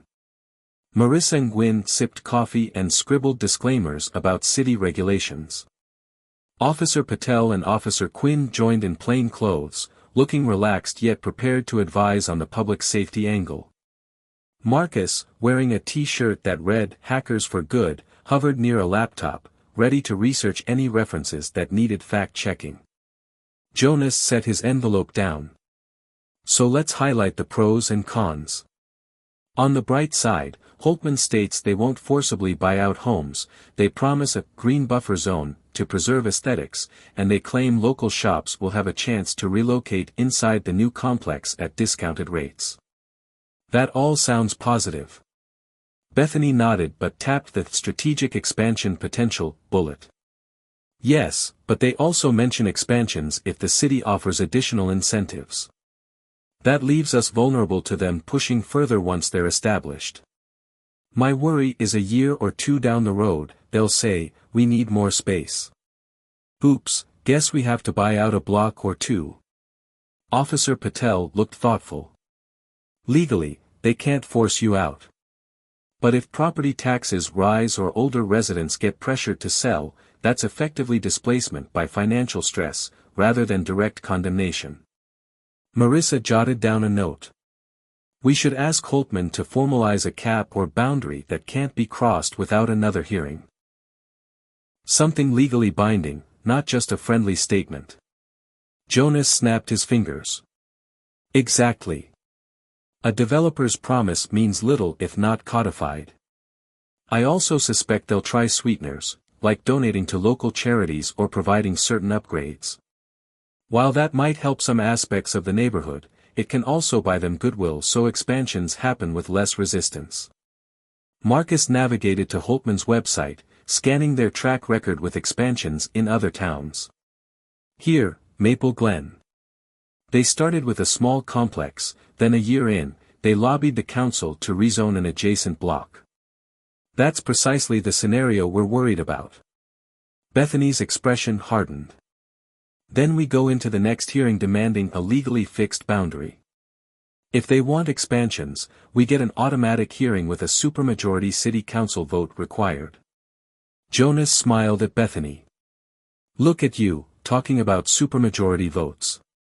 My, how far we've come from the days of suspecting me for suspicious electronics. She let out a sheepish laugh. I guess adversity has made us all more civically engaged, huh? The group hashed out a plan. They'd present to neighbors the details in Holtman's letter, gather consensus to propose a zoning boundary clause, and outline potential negative side effects if expansions were left vague. Marcus would also share examples from Maple Glen and other communities, so Arbor Heights saw how expansions could creep in. Despite the group's best efforts to stay united, not every resident shared their cautious stance. As news spread of Holtman's revised plan, some locals, particularly those living slightly further from the rumored development zone, saw only the positives. They liked the idea of new stores, modern facilities, and potentially higher home values. A few older residents, while concerned about rent or taxes, also felt a spark of excitement at the prospect of revitalization. At a casual midday gathering in the local park, Jonas encountered a friendly neighbor, Mr. Dempsey, who was surprisingly enthusiastic. I see no reason to hamper Holtman, Dempsey declared, gesturing with a half-eaten sandwich. We could use better shopping options. Why are folks so paranoid about expansions? Let them build. We can always handle problems later if they come up. Jonas tried to remain diplomatic. I understand the appeal. But once the developer invests, it's harder to reverse expansions or mitigate traffic. We should ensure guardrails up front. Dempsey shrugged. But we risk missing out if we clamp down too tight. Arbor Heights has been languishing a bit, some empty lots, outdated storefronts. Maybe new blood is exactly what we need. Jonas saw the man's point. Real progress could bring benefits. The question was whether the cost to the community's cherished identity was worth it. "We'll see how the city vote goes," Jonas said politely. "I just hope we find a balance." When Jonas relayed this conversation to Bethany, she sighed. "Yep, we're seeing lines being drawn. Some want the development wholeheartedly, others fear it. We need to keep the neighborhood from fracturing, like we did back with the hacking fiasco, but on a bigger scale." As the next city council session approached, new voices emerged in favor of Holtman. A local business alliance, including some younger entrepreneurs, advocated for the developer's project. They argued it might draw more customers and foot traffic, fueling a renaissance in Arbor Heights. Meanwhile, the historically minded Preservation Committee voiced concerns about architectural uniformity, worried that modern glass and steel structures would clash with the cozy, older homes. Caught in the middle, Jonas, Bethany, and their circle strove to maintain a moderate stance. They circulated a petition calling for conditional approval of Holtman's plan. Yes to building, but only if strict boundary and architectural guidelines were codified. Some neighbors eagerly signed, while others felt it was too restrictive or not restrictive enough. Marcus, in his own quest, discovered that Holtman's chosen architects were open to dialogue. He convinced Jonas and Bethany to email them, proposing design elements that melded with Arbor Heights' older aesthetic: brick facades, modest building heights, green spaces. To everyone's surprise, the architects responded positively, saying they'd incorporate some suggestions if approved by their corporate management. The question remained, would corporate override those niceties in pursuit of bigger profits? On a balmy Thursday evening, the city council once again opened its doors for a public hearing on Holtman's updated plan. A sense of déjà vu washed over Jonas as he stepped inside the bustling chamber. Cameras from local news were present, a sign that the story had gained traction beyond just Arbor Heights. The seats filled with a mix of supporters, skeptics, and those simply curious. Council President Nguyen, no relation to Marissa, rapped the gavel. "We are here to review Holtman Enterprises' revised proposal for the Arbor Heights mixed-use development. The floor is open first to the Holtman representative, Ms. Carly Thompson." Ms. Thompson took her place at the podium. She showcased new slides, featuring a slightly downsized complex with friendlier architecture and bullet points about safeguarding neighborhood heritage. She singled out potential job creation. Holtman estimates 200 new positions across retail, management, and maintenance. The site will incorporate a central plaza for community events. Additionally, we will respect existing property lines, offering a 50-foot green buffer. Future expansions, if any, would undergo separate council reviews. Cheers came from some corners, relieved that expansions required new approvals. But Jonas and Bethany remained watchful. What about the specifics? Once Ms. Thompson concluded, the council invited public comments. Bethany Green spoke first on behalf of the conditional approval petition. "We're pleased Holtman made genuine improvements," she said, voice quavering with nerves but steady in purpose. "However, we want an explicit boundary cap. 50 feet of green buffer can vanish if expansions are rubber-stamped later. We also request that local small businesses get priority leases in new commercial spaces, not overshadowed by national chains." She handed a stack of signed petition pages to a city clerk. Murmurs rippled, some in agreement, others in mild dissent. Next, Jonas took the mic, reinforcing the stance. "We're not anti-development. Many of us see the potential benefits. But let's lock in these promises so that 3 years from now, we're not forced to watch entire blocks morph into corporate sprawl." While some applauded, a group wearing pro-progress badges groaned audibly, rolling their eyes. Jonas recognized Mr. Dempsey among them. The friction in the room underscored how the neighborhood's new unity was being tested again, this time along lines of careful development versus unfettered modernization. Officer Patel, who had come to observe and possibly speak if needed, managed to slip Jonas a supportive nod from her seat. He appreciated it. This hearing felt even more crucial than the previous ones, given that the city council planned to vote soon on whether to greenlight Holtman's plan. The next hour unfolded in a barrage of questions and comments. Mr. Griswold, previously a skeptic about being too soft, ironically demanded a strict no-expansion rule, aligning partially with Jonas and Bethany. A local bookstore owner expressed fear that big chain retail within the new complex would kill foot traffic to her beloved shop. Younger entrepreneurs argued that revitalization was essential to keep Arbor Heights from stagnating. Holtman's Ms. Thompson tried to address each concern. She promised that expansions couldn't bypass council oversight, offered that small businesses were welcome, and claimed chain retailers might not be the majority. Yet, Jonas noticed how often she couched statements in phrases like, "we anticipate," "we expect," and "likely." Nothing was guaranteed. Finally, Council President Nguyen announced, "We'll deliberate for the next hour. You may remain, but no further public comment. We'll take a preliminary vote tonight to see if this plan moves forward or gets tabled again." The entire chamber buzzed with tension.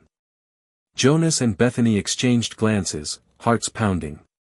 If the plan passed as is, Arbor Heights would see partial protections but not all the strict measures they'd wanted.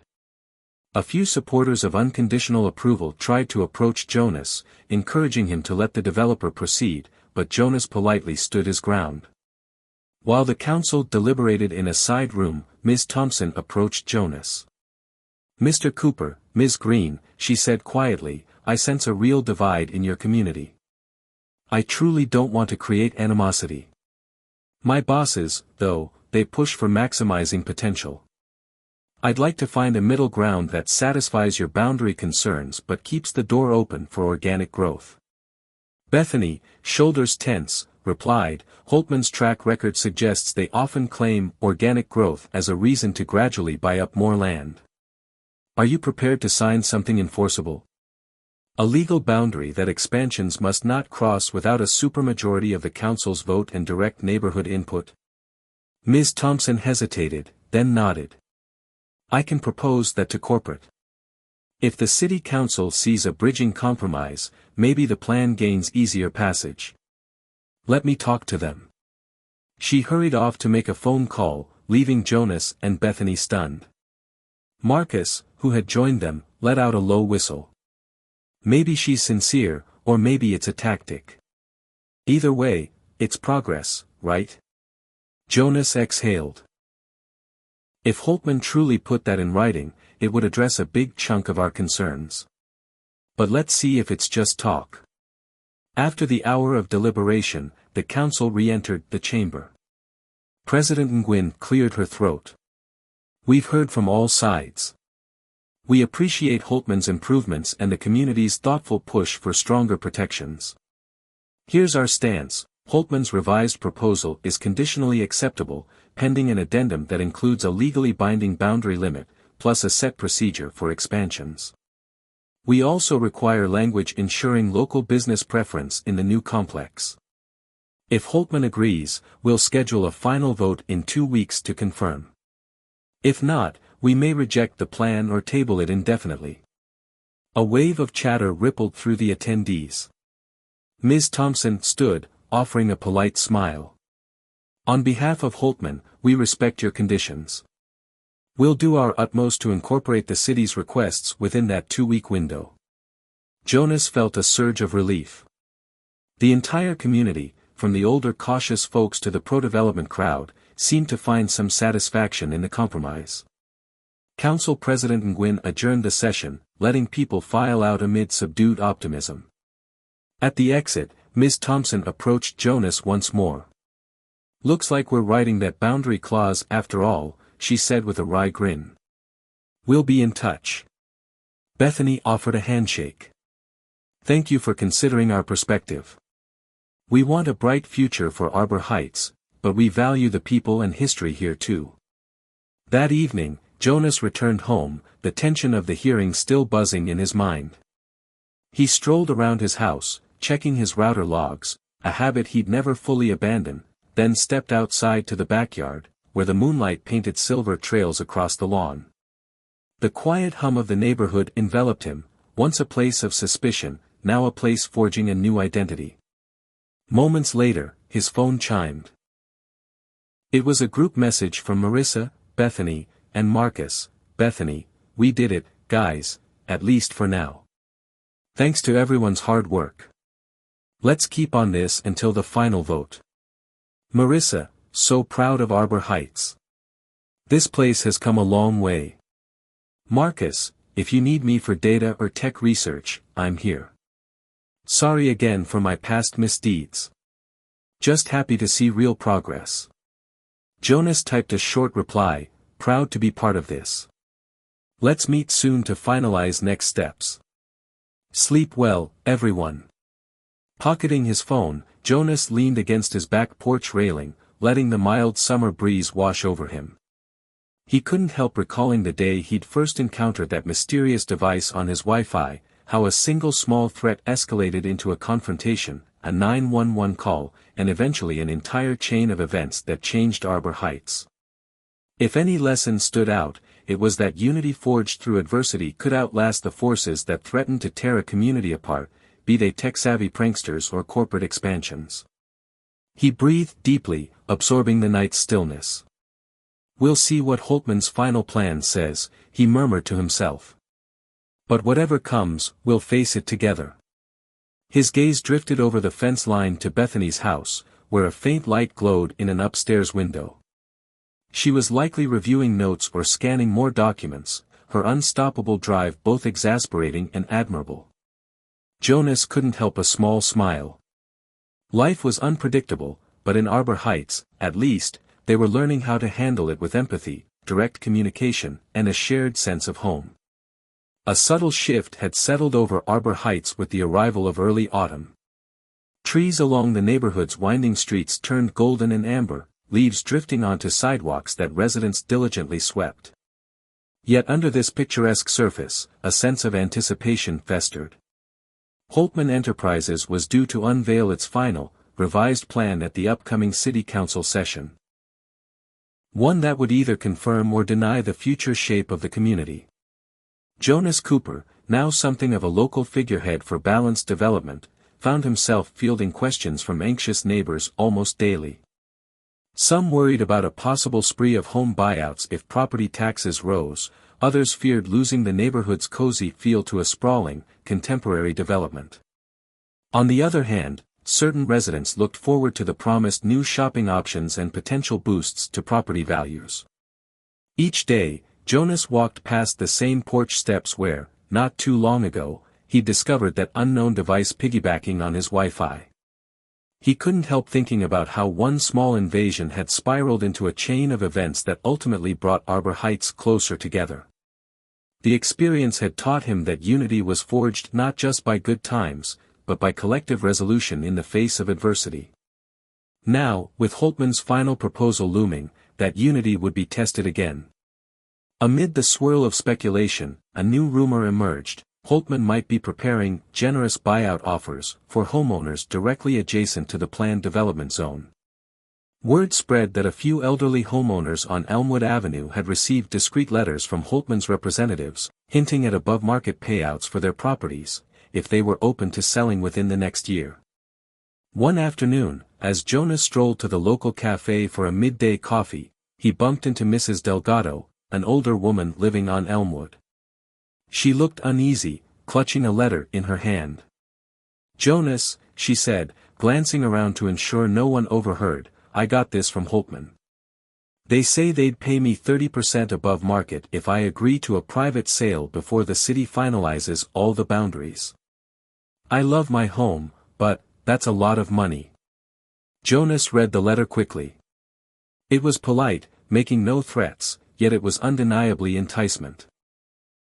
"This is exactly what we were afraid of," he murmured. "They say they won't forcibly buy people out, but they can dangle big checks so that some folks might feel pressured anyway."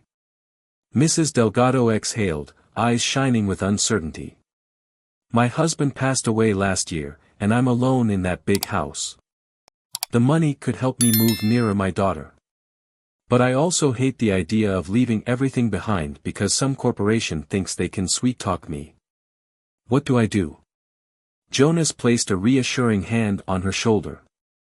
It's your decision, but please don't rush. They can't push you to sign anything before we see the final city council plan. Maybe talk to your family, weigh the pros and cons, don't let them corner you. She nodded, still looking torn. As they parted, Jonas felt the weight of the real challenge. Holtman didn't need to forcibly evict anyone if they could systematically buy out properties from those who might find the offer too tempting. That threatened the entire notion of maintaining the community's character. That evening, Jonas joined Bethany Green, Marissa Nguyen, and Marcus Green at Bethany's cozy living room for another strategy session. The coffee table was covered in notes, city council agendas, and a half-eaten plate of cookies Bethany had baked. Jonas related the story of Mrs. Delgado's letter. Bethany sighed, pacing near the fireplace. We have to confirm if more neighbors received similar offers. If so, this might be Holtman's attempt to circumvent the boundary negotiations by preemptively buying up potential expansion lots. Marcus typed away on his laptop. I can check property records to see if Holtman set up any new shell companies to purchase local real estate. Sometimes developers do that to mask their expansions. Marissa steepled her fingers. We should also talk to the city about introducing a local ordinance that prevents such under-the-table buyouts until the final plan is decided. Or at least ensures homeowners are fully informed before they sell. Jonas nodded. We can't forbid people from selling if they genuinely want to. But we can push for transparency so no one is exploited by partial information or false promises. They decided to schedule another open community meeting, specifically about these rumored buyouts, encouraging neighbors to share if Holtman approached them. Bethany proposed distributing flyers and making phone calls. We can't let fear or confusion isolate each homeowner, she said, determination flaring in her eyes. We overcame suspicion once, now let's do it again. The next afternoon, Marcus Green called Jonas with an urgent tone in his voice. Jonas, I've been scanning public records as well as state corporation filings. Guess what? I found that a newly formed LLC, Dawson Acres LLC, bought 2 vacant lots on the edge of Elmwood just last week. The LLC's mailing address matches a known Holtman front in another county. They're already acquiring land around the boundary lines. Jonas's stomach tightened. This is bigger than we realized. They might be positioning themselves to wedge expansions even if the city council sets boundaries. If they buy enough adjacent parcels, they can come back in a year or two saying, we already own this land, let's rezone it for cohesive development. Marcus's keyboard clacked in the background. Exactly. I also see that they filed for a separate permit, something about preliminary soil assessments, probably checking feasibility for bigger building footprints. They're playing a long game. Jonas thanked him for the intel and quickly dialed Bethany, relaying the news. Her exasperated sigh crackled through the phone. We better bring this up at the next city hearing. I'll gather more signatures or statements from neighbors who were approached. The city must see Holtman's sneaky tactics. Even if it's technically legal, it's not the spirit of the compromise. Jonas agreed wholeheartedly. The last thing we want is a patchwork approach where they claim each new purchase as a logical extension of the main site. Let's keep shining a light on it. Within days, the local community center bustled again for a second open forum. Jonas and Bethany had spread the word that neighbors should come prepared to discuss these buyout letters. Several arrived clutching notices or reading from emails. Some expressed excitement. The sum is huge, I might retire comfortably, said one older man. Others felt unsettled, not wanting to leave Arbor Heights but uncertain about being surrounded by future commercial expansions if they stayed. Jonas stood before the group, next to Bethany. We're not telling anyone to reject a legitimate, beneficial offer. But we want you to make an informed choice. Understand that if multiple folks sell, we might lose the unified stance we built. Holtman might claim incremental expansions are unavoidable. Officer Patel, invited again as an observer, offered a brief statement. While this is primarily a civil and zoning matter, from a community relations standpoint, we've seen developments cause friction when half a block sells out while the other half remains. Sometimes that stirs resentment or drastically changes daily life for holdouts. A younger mother, Ms. Rios, raised a hand. I have 2 kids in the local school. If the area becomes commercial, do we risk rezoning schools or facing heavier traffic on school routes? No one's answered that. Marissa responded, we can ask the city to study traffic patterns in potential expansions. But that's precisely why we need your voices at the next hearing, so the city doesn't ignore these concerns. Bethany circulated a sign-up sheet for those willing to speak publicly or file statements with the council. As neighbors scribbled their names, Jonas felt a pang. Could Arbor Heights maintain the empathy it had discovered, or would this wave of buyouts fracture them into diverging interests? Marcus, perched at the back, typed vigorously on a tablet, capturing testimonies and contact info. Jonas recognized the determined look in the teen's eyes, a far cry from the guilt-ridden boy who once lurked in the shadows scanning private networks. We've come so far, Jonas muttered under his breath, let's not lose it now. Late that night, after the forum cleared out, Bethany asked Jonas to remain for a private chat. They stood amid the quiet community center, overhead fluorescent lights humming softly. Bethany's voice trembled slightly. I haven't told many people, but I also received a letter from Holtman's lawyer. My property is near the southwestern edge, close to the green buffer zone. They said they'd pay me a premium if I'd be an early collaborator, letting them use part of my yard for construction staging. I'd keep the rest of the property, but I'd essentially have building equipment around me for months. They even offered a monthly nuisance fee to sweeten the deal. Jonas frowned. That's cunning. They're basically converting you into a staging ground to reduce their overhead. And ironically, you're one of the most vocal about protecting the neighborhood's integrity. She exhaled a shaky breath. I can't lie, it's tempting. My finances aren't the greatest. I've poured a lot of time and money into community events. That monthly nuisance fee would help. But it feels like I'd be betraying everything we stand for, letting them in so easily. Jonas gently touched her shoulder. You do what's right for you. But I suspect you'll lose credibility if you side with them behind the scenes. Holtman might try to spin it, saying, even Bethany Green supports our construction. Bethany nodded, tears pricking her eyes. I know. I'm leaning toward rejecting it. The question is, will I regret turning down the money if things get tough? Jonas offered a small, supportive smile. One step at a time. You've always believed in the community. I trust your instincts. 1 week later, Holtman hosted a community outreach event at the local park, an attempt to woo residents with free food, fancy displays, and brochures painting the development as a modern paradise. Ms. Carly Thompson manned a booth, greeting passers-by with a practiced smile. Large banners displayed slogans like, a bright future for Arbor Heights over scenic renderings of cozy shops, manicured walkways, and families strolling happily. Curious townspeople showed up, drawn by barbecue grills sending tasty aromas across the park. Jonas arrived with Marcus. Bethany was absent, saying she couldn't bear the corporate glitz after receiving that personal letter. Some neighbors, however, seemed charmed by the event, particularly those who hoped new commerce might revitalize the area.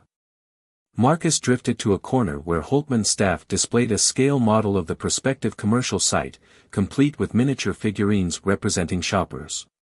Jonas meandered to Ms. Thompson's booth. She greeted him warmly, though he noticed an undercurrent of tension in her eyes. Jonas, she said, offering a handshake, I'm glad you came. We want to show everyone we're serious about respecting Arbor Heights. He glanced at the promotional materials. They avoided mention of expansions or buyout letters, focusing on the immediate footprint. Your design is lovely, Jonas admitted. But we still need legally binding boundaries. And we're hearing about direct offers to buy property, some quite aggressive. Ms. Thompson sighed. I won't deny certain negotiations are in play, but that's typical of any development. We do want synergy with local residents. If some choose to sell willingly, we can expand. If not, we respect that. Yet that choice can be twisted by financial pressure, Jonas countered softly. Please, Ms. Thompson, push your management to finalize a plan that's clear and ethical. We want actual trust, not flashy illusions. She nodded solemnly. I'll try. After an hour at the event, Jonas left with a swirl of conflicting feelings. On the surface, Holtman appeared ready to compromise, but behind the scenes, they made private deals and teased buyouts, which risked undermining the carefully negotiated boundaries. The next day, Bethany called Jonas with an uncharacteristically weary tone. I made my decision, she said simply. I'm rejecting Holtman's offer to use my yard as a staging area. My property might become a target for them to buy, but I can't champion the neighborhood cause if I let them basically set up shop in my backyard. Jonas felt relief. I admire your stand. And hey, if things get messy, you've got allies. She sounded grateful. Thank you, Jonas. It's unsettling, but the community matters more. By the way, Ms. Delgado told me she's leaning toward staying put too, after hearing about the shady nature of these offers from Dawson Acres LLC. Maybe we can hold the line. Encouraged, Jonas believed that if enough neighbors refused to sign away their properties quickly, Holtman's ambitions for stealthy expansions might be stymied. The city council hearing, now just 2 weeks away, would be the next big test.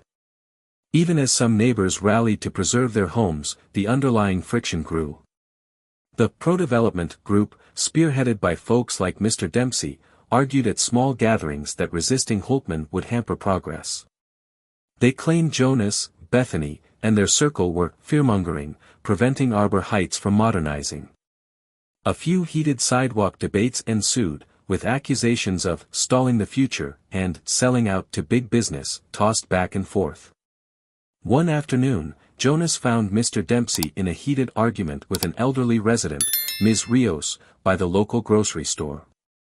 Ms. Rios insisted that the quiet, family-friendly environment would vanish if expansions ran unchecked. Dempsey retorted that new tax revenue could enhance local services. Jonas stepped in as a mediator, using the approach he'd honed since the Wi-Fi fiasco. Let's not turn on each other, he said gently. We can find a middle ground, letting Holtman build responsibly, ensuring no forced buyouts or overshadowing of local culture. That's all we want. Dempsey relented somewhat. Ms. Rios calmed down. Still, Jonas recognized these divisions could intensify if the final plan failed to address key concerns. The day of the final city council vote arrived under a cool autumn sky. The leaves swirling on the courthouse steps felt symbolic, change was in the air. Residents filed in, many wearing expressions of guarded hope or simmering unease. Ms. Carly Thompson from Holtman was already seated, her briefcase stuffed with documents. Jonas and Bethany took seats near the front with Marissa and Marcus. Officer Patel and Officer Quinn, though not directly involved, sat quietly to observe. Council President Nguyen rapped the gavel. We reconvene to address Holtman Enterprises' final plan. We understand revisions incorporate boundary commitments and local business safeguards. Let's hear from Ms. Thompson. Stepping to the podium, Ms. Thompson began, Honorable Council members, we've integrated your prior feedback. Our final plan includes a robust, 50-foot green buffer, local business preference in initial leases, and explicit language that any expansions beyond this phase require an additional hearing with a 2/3 council vote. We believe this approach respects Arbor Heights while allowing beneficial development. She displayed updated slides. Key paragraphs from the revised contract scrolled overhead. Indeed, it contained language about expansions requiring city review. However, it also stated that voluntary property sales in adjacent lots were not restricted, a subtle nod to the buyout possibility. Council members asked clarifying questions about traffic studies, architectural guidelines, and how these expansions would be regulated. Ms. Thompson repeatedly stressed Holtman's commitment to working with the community in good faith. Now came public comment. Jonas and Bethany took the mic together, each delivering succinct remarks. Jonas acknowledged that Holtman had come a long way, praising the new boundary clause. But we remain concerned about private buyout letters, he added. We propose a transparent registry for any purchase offers within the boundary zone, ensuring each sale is clearly documented and not used to bypass council review. Bethany reiterated that her property was targeted for a staging area. She refused the offer, but worried about Holtman employing similar tactics on others. It's not an outright violation, she conceded, yet it undermines trust. We ask the council to require open disclosure of such deals, so homeowners know their rights and the neighborhood sees the bigger picture. One by one, other residents voiced opinions. Some embraced the plan, urging the council to pass it. Others demanded an even stricter no expansion clause. A few older homeowners, tearful, admitted they were tempted by Holtman's offers but worried about regret. Tension simmered. The council took everything under advisement, then retreated for a short recess to deliberate. When the council reconvened, President Nguyen addressed the crowd. We appreciate the robust dialogue. Holtman's plan has improved significantly, and we see genuine attempts to address concerns. However, many residents still fear stealth expansion through property buyouts. We propose an amendment requiring Holtman to publicly register any land purchases in the immediate buffer zone, subjecting expansions to additional city oversight. If Holtman agrees, we believe we can approve this final plan. Ms. Thompson looked momentarily taken aback. She conferred with colleagues in hushed tones. After a tense minute, she returned to the mic. We can accept a property purchase registry, she said, voice measured. In the spirit of transparency, we'll abide by those conditions if that's the council's will. An audible sigh of relief swept the room. The council then held a formal roll call vote. By a margin of 5-2, they passed the amended plan. Applause erupted from pockets of the crowd, while some left quietly, uncertain about how the final arrangement would play out in real life. But for Jonas, Bethany, and their supporters, it felt like a significant victory. The neighborhood had a measure of official protection, along with a system requiring Holtman to declare any expansions or buyouts. No one expected perfection, but at least they'd gained a fighting chance. Bethany, tears shining in her eyes, hugged Jonas. We did it, she whispered. We actually forced them to compromise on our terms. He grinned. Arbor Heights stands strong. This plan isn't perfect, but it's miles better than a free-for-all. Ms. Thompson approached them. Congratulations on your community's persistence, she said, extending a hand. We'll do our best to honor the agreement. And I hope we can continue open dialogue going forward. Jonas shook her hand, feeling both respect and lingering caution. We'll keep you to your word. But thank you for working with us. In the weeks following the final vote, life in Arbor Heights settled into a new normal.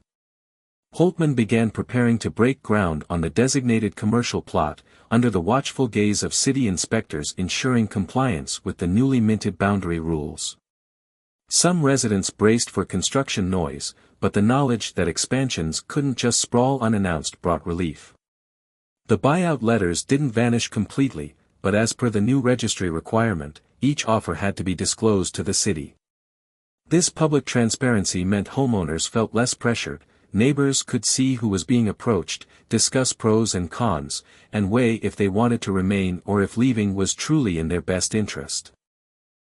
Jonas personally assisted a few older residents in deciphering complex legal jargon in the letters, ensuring they weren't exploited. Bethany Green, newly confident in her stance, turned down Holtman's staging yard request and continued championing small community events. She even started a small charity drive to help lower-income homeowners manage rising property taxes if property values climbed. "If we're going to build a future," she said at one local meeting, "let's build it together, so nobody is left behind." Marcus, meanwhile, thrived in his Hackers for Good approach, volunteering at the library kiosk and collaborating with the city's IT department to set up secure municipal Wi-Fi hotspots.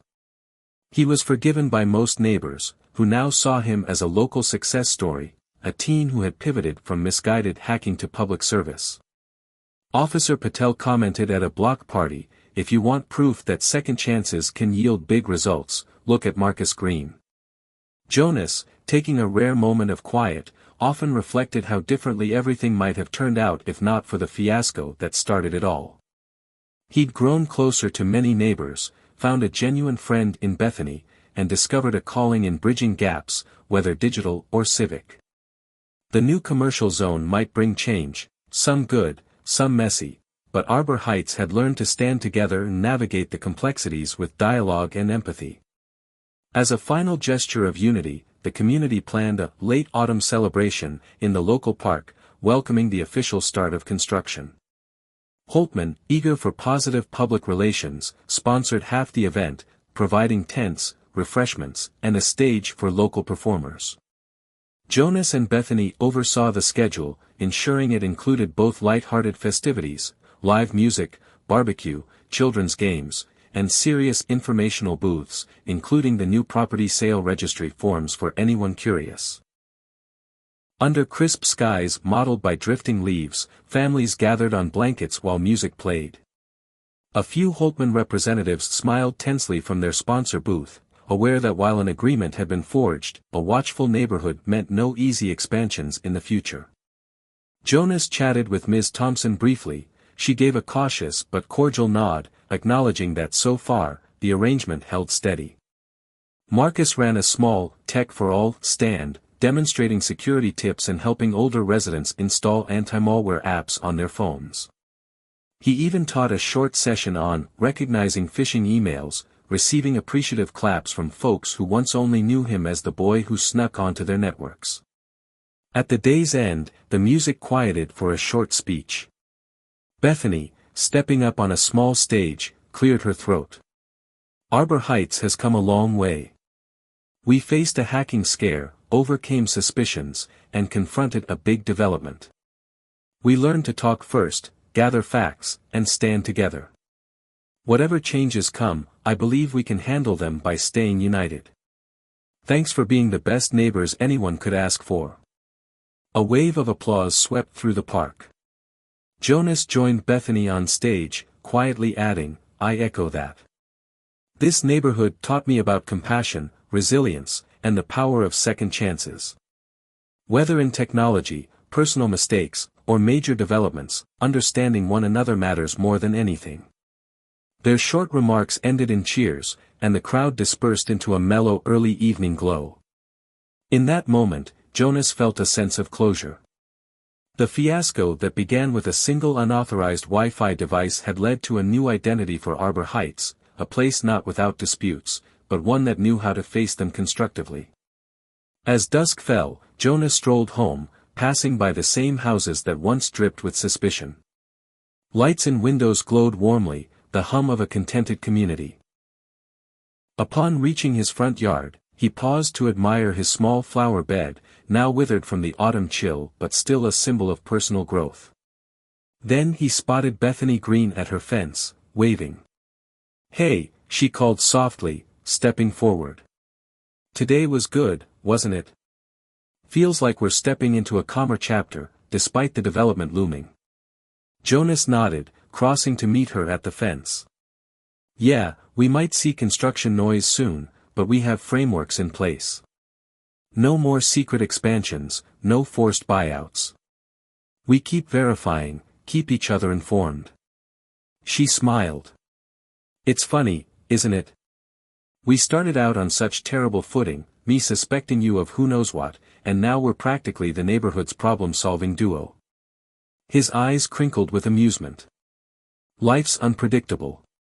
But I'm glad we ended up on this side of it all." They shared a moment of companionable silence. Street lamps buzzed on, casting halos of light across the quiet street. In the hush, Jonas thought back to the day Bethany first called 911 over his suspicious router tampering, how angry and humiliated he'd felt. Yet here they stood, leaning over the fence like longtime friends, having protected their neighborhood from a potential wave of unbridled commercial sprawl. Days slipped into weeks, the construction team starting preliminary work on Holtman's newly approved site. Fences went up around the designated area, small excavators dotted the landscape, and newly posted signs read, Arbor Heights Marketplace, coming soon. Some in the community watched warily, but the knowledge that expansions required official oversight alleviated the worst fears. Jonas continued his role as a resource, assisting neighbors with reading any real estate letters, verifying that Holtman properly filed them in the city's public registry. He engaged with the city planning department to confirm whether each new step aligned with the plan. On weekends, he resumed casual hobbies. Gardening, volunteering at the library, even helping Marcus refine a safe community tech website that gave step-by-step guides to secure home networks. It felt good to harness the momentum from the hacking fiasco-turned-success story, ensuring Arbor Heights remained vigilant. Bethany, no longer needing to orchestrate crisis meetings, found time to rekindle old passions, crocheting, still a work in progress, organizing small potluck dinners, and writing heartfelt editorials in the local paper about the importance of preserving community ties amidst modernization. Her relationship with Jonas flourished beyond mere collaboration. These days, they teased each other about hobbies, confided about personal challenges, and even schemed up new neighborhood events. As for Marcus, he soared academically, balancing a part-time gig at the local IT firm with his online cybersecurity courses. Sometimes the boy marveled at how a moment of reckless hacking had led him here, respected, forgiven, and harnessing his skills for good. He'd even begun talking about applying to a renowned tech university. With each step forward, Arbor Heights proved that adversity could fuel growth if met with empathy, reason, and mutual accountability. Even so, the future contained unknown variables. Holtman might still attempt expansions, new disputes might arise, and the normal friction of daily life would continue.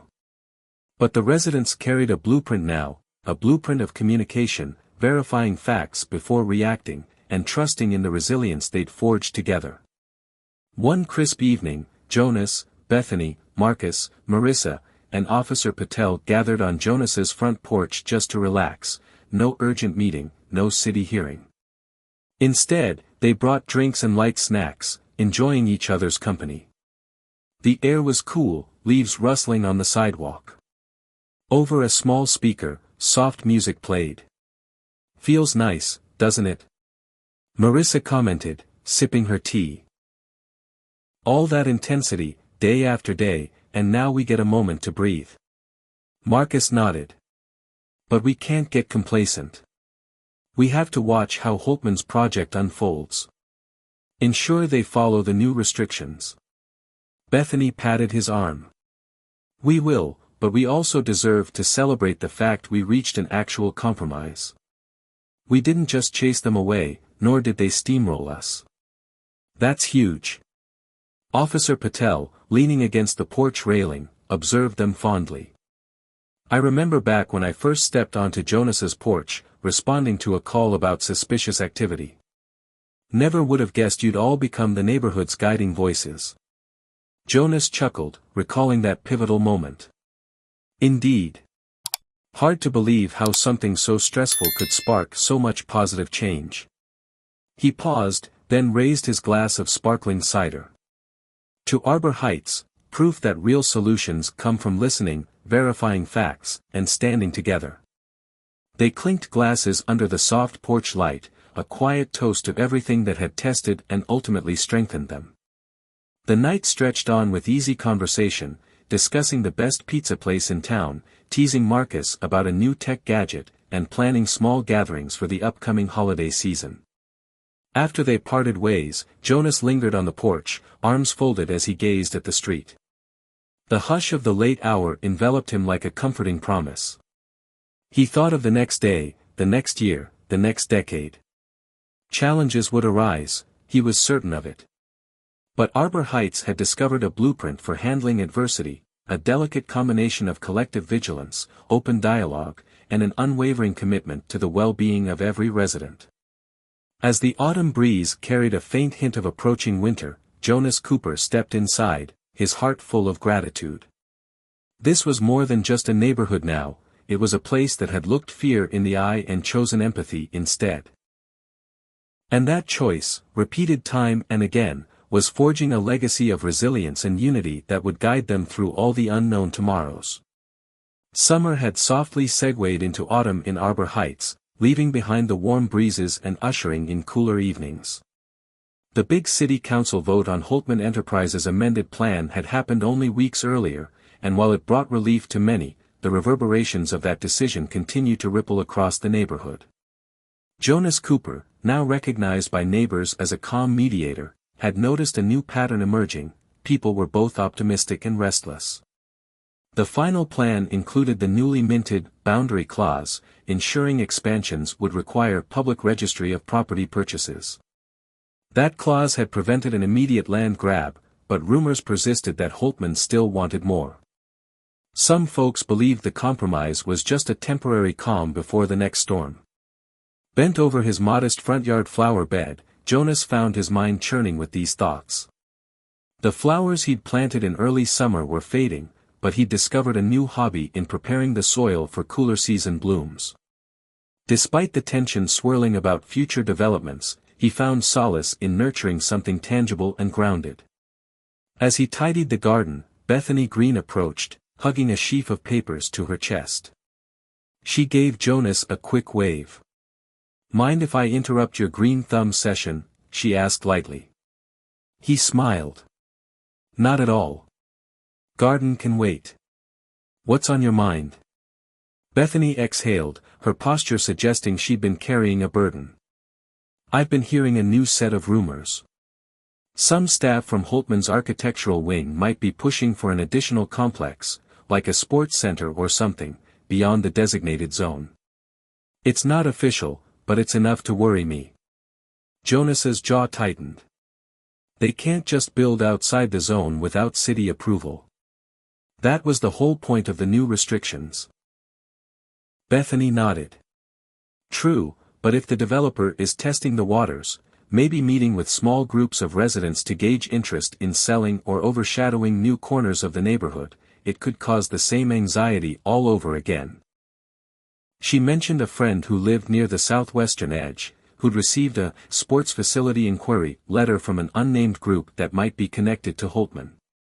Jonas frowned. "We definitely need more info. If Holtman tries to create sister companies to buy property stealthily, they'll have to declare it, but they might do so in small increments, hoping no one notices." They agreed to meet that evening at Bethany's place, along with Marissa and Gwyn, Marcus Green, and any concerned neighbors. The last thing Jonas wanted was a renewed sense of betrayal or hush-hush deals creeping through the block. That afternoon, as Jonas walked to the local library, where Marcus had set up the digital awareness kiosk, he passed families returning from errands and an older couple leisurely strolling with a dog. The scene exuded warmth, a testament to how far Arbor Heights had come from the tension-laden days of misguided 911 calls and hacking crises. Yet, Jonas sensed a subtle undertow, like a collective breath half-held, waiting to see if Holtman's next moves would upend the fragile peace. Stepping inside the library's quiet ambience, Jonas spotted Marcus, who waved him over. The teen was helping a senior citizen install a new antivirus app on her tablet. Jonas waited until Marcus finished, then pulled him aside. "Bethany has new intel about potential expansions," Jonas said. "Something about an indoor sports facility." Marcus's brow furrowed. "I've heard nothing official from the city's record. But I'll do a quick check. Maybe there's a fresh LLC or permit request lurking." Jonas gave a wry smile. "We appreciate your detective work. Let's talk more tonight at Bethany's. This might be nothing or it might be a sign Holtman is testing boundaries again." Marcus turned back to the kiosk, glancing at the library's busy hallway. "I'll gather what I can. We shouldn't jump to worst-case scenarios, but we can't be complacent either. Remember how things escalated last time?" Jonas nodded, departing with a swirl of uncertainty in his chest. Even if this new rumor was false or simply a misunderstanding, it was crucial to stay vigilant. Arbor Heights had proven its resilience once, it could do so again, provided the community kept lines of communication wide open. Later that evening, Bethany's living room became the impromptu command center for a half-dozen concerned residents. The space felt familiar, the same comfortable couches, the same sense of seriousness tempered by neighborly camaraderie. Marissa and Gwyn arrived carrying a notepad and a few city documents. Officer Patel also dropped in, again emphasizing she was there only as an off-duty friend, not in an official capacity. Bethany began with a recap of the rumor, that a side extension or separate, amenities zone, was being floated by certain architecture staff from Holtman. No official proposals on city records, but we all recall how buyouts can stealthily open expansion avenues. Marcus, laptop perched on his knees, delivered his findings. He discovered references to a new LLC named Spry Recreation Partnerships, listing an address suspiciously close to Holtman's main office.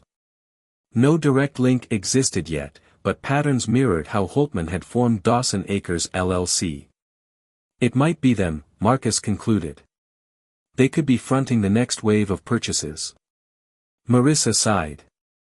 This is exactly the scenario we worried about. They can't break the boundary clause easily, but if they secure enough adjacent parcels, they might propose a future sports facility as an independent project, bypassing some restrictions. Jonas set his jaw. We must remind the city council that the boundary clause extends to any Holtman-affiliated entity, not just the parent corporation. The final agreement was that expansions require official oversight, no matter the shell company involved. Bethany folded her arms, thoughtful. We must talk to neighbors who might be approached. Keep them informed. Meanwhile, we can do some legal digging. Is the city prepared to handle disguised expansions? Officer Patel offered insight. From a community relations angle, I suggest you gather statements from anyone receiving inquiries about property purchases for this so-called sports facility. The more documented evidence you have, the stronger your position if you confront Holtman or the city again. They all agreed. Before dispersing, Jonas, Bethany, and Marcus planned to canvass the southwestern blocks, politely asking if residents encountered such offers. Marissa volunteered to research city codes about separate commercial proposals that might circumvent the boundary clause. The group parted with a mix of weariness and resolve. They recognized the process wouldn't be a single fight but a series of smaller battles to protect Arbor Heights from creeping expansions that threatened their hard-won sense of community autonomy. During the next week, Jonas and Bethany methodically knocked on doors of the southwestern area, where rumors said the sports facility might be pitched. Some folks, like Ms. Rios, had received random calls asking if they'd consider selling. Another neighbor, Mr. Langley, recalled two polite young men in suits knocking on his door, inquiring about interest in turning parts of his large backyard into a recreational zone. Armed with these anecdotes, Jonas filled a spreadsheet, noting approximate dates, whether a phone call or letter was used, and any contact details provided. The pattern was eerily similar to the buyout push that preceded the final Holtman vote, multiple small attempts to gauge willingness to sell, likely from a shell company. That Saturday, Jonas reconvened with Marcus at the library, handing him the compiled data. Any luck confirming these new LLCs or phone numbers? Jonas asked. Marcus scanned the list, tapping away. I'll cross-check them with public phone directories and corporate filings. But they could be using burner lines or outside agencies. Let's see. Aha, this partial phone number matches a contact point used by Dawson Acres LLC previously. So it's definitely connected to Holtman, or at least the same circle. Jonas sighed. We'll present this to the city council, showing how they might be testing expansions under a different brand name. Even if the boundary clause stands, they can claim they're building a separate recreational space. We can't let them slip through the cracks. The suspicion rankled Jonas, but he steeled himself with the knowledge that Arbor Heights had confronted bigger obstacles.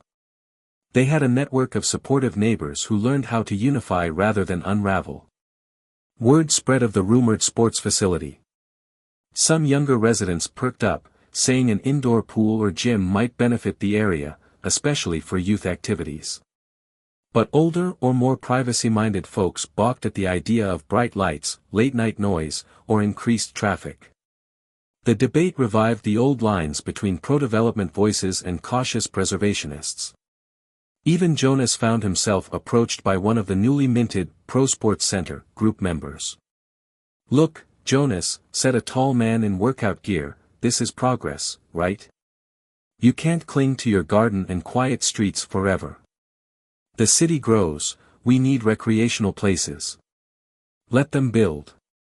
Jonas responded calmly, "I'm not against recreation. But the question is how and where it's built, and if they're using backdoor deals to bypass public scrutiny." The man shrugged dismissively. "That's politics. Maybe hush-hush deals are how things get done. Doesn't mean it's bad." Jonas parted ways with a subdued sense of frustration. Not everyone valued the transparency Arbor Heights had worked so hard to achieve. Some were content letting big business shape the neighborhood for what they perceived as modern convenience. Late one night, Jonas was dozing off when a frantic text from Marcus jolted him awake. "Jonas, big find.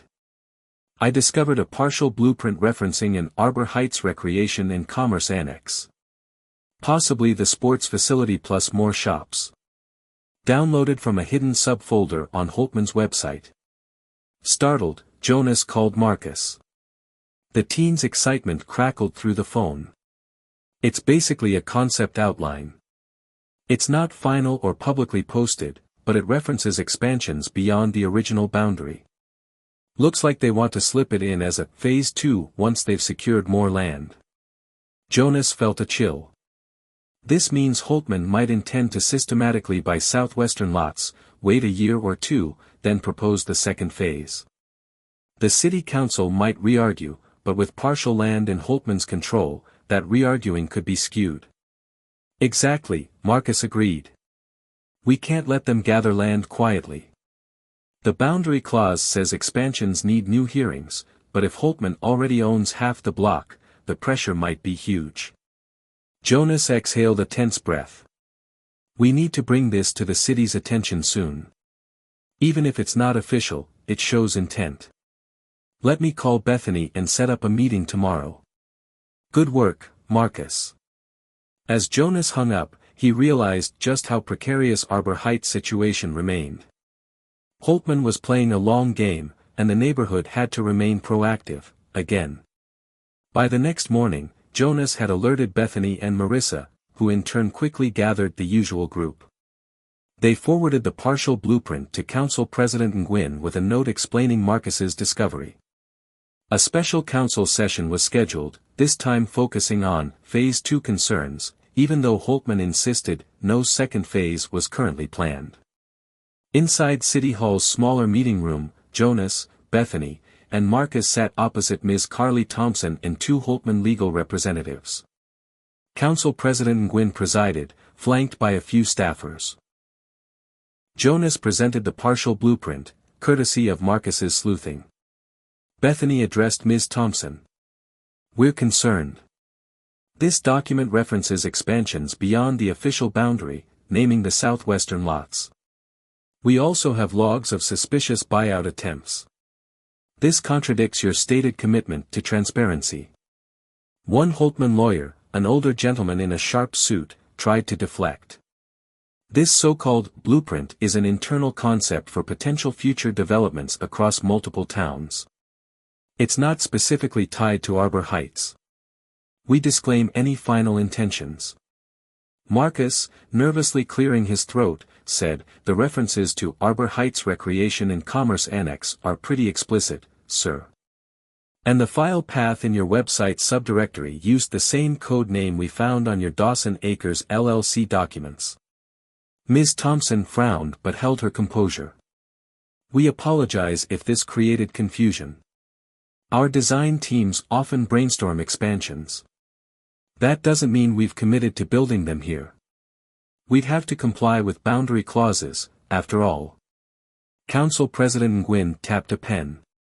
The boundary clause covers expansions within the designated zone. If you buy separate parcels beyond it, you might classify that as a new project. We need clarity on whether you're circumventing these rules. The Holtman reps exchanged glances. Their lawyer spoke. We affirm we'll abide by the city's requirement for any additional commercial developments. We can't forcibly skip those steps. If we purchased southwestern lots, we'd still present a new proposal to the council. No laws are being broken. Jonas leaned forward. Yet the pattern of stealth inquiries and your internal blueprint strongly suggests you aim to set the stage for a second wave. Once you own the land, you'll claim it's natural to expand. After a tense back and forth, the council ended with a resolution reinforcing that any Phase 2 expansions also fell under the original boundary restrictions. We're effectively extending the boundary clause to any lot Holtman or its affiliates acquire, President Nguyen declared. If they want recreational or commercial expansions, they must publicly apply for an extension of the existing plan. We'll enforce that thoroughly.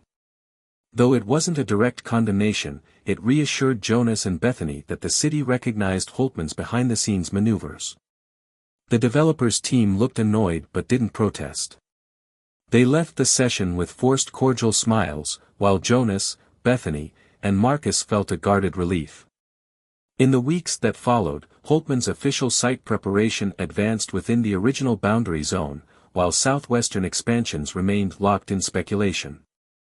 The new city resolution forced them to subject any future project, including a rumored sports facility, to the same rigorous oversight.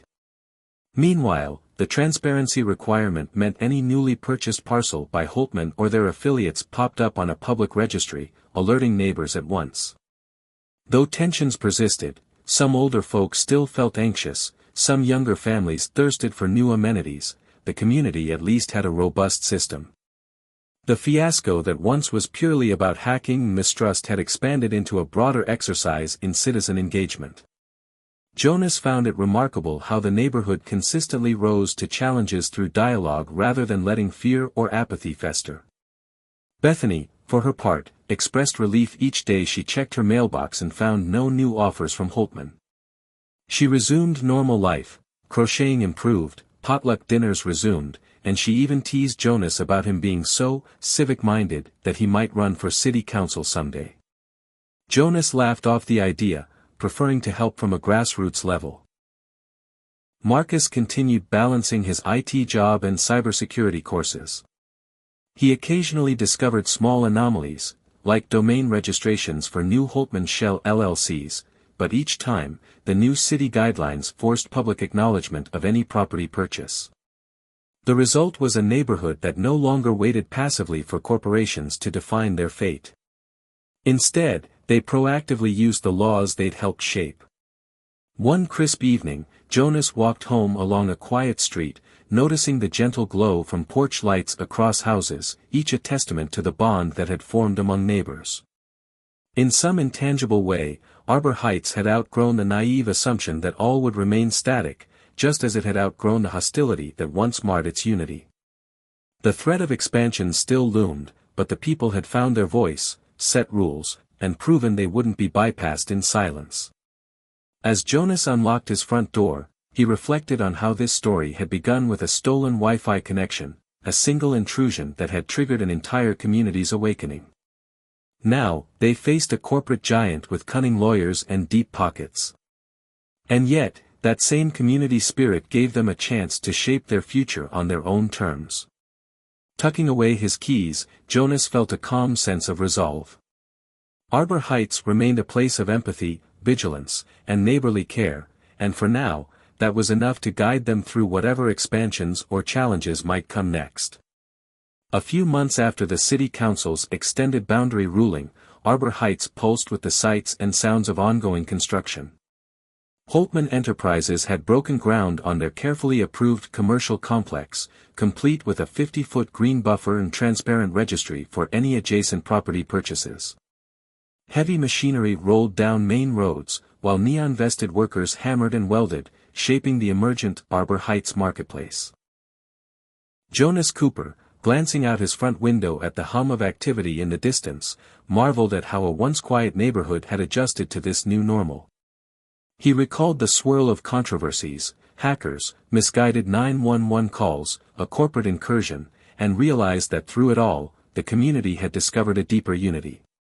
The old fears, though not entirely gone, had been replaced by a collective commitment to accountability. With each passing day, the neighbors learned to cope with occasional noise and dust, secure in the knowledge that expansions could no longer creep unnoticed. The newly reinforced boundary clause and property purchase registry provided a sense of control, even for those who disliked the bustle of modern development.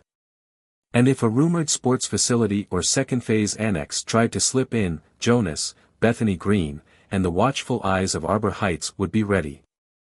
Bethany Green often joked that she'd become an unofficial development liaison, fielding calls from older neighbors anxious about property taxes or from younger families eager for the new shops. Though her crocheting still needed work, her leadership in bridging residents' concerns with city officials only improved. Officers Patel and Quinn commended her at a small block party for how she'd turned a near fiasco into an opportunity for consistent citizen engagement. Marcus Green's transformation felt just as profound. Once identified as the local Wi-Fi hacker, he now championed daily digital security tips.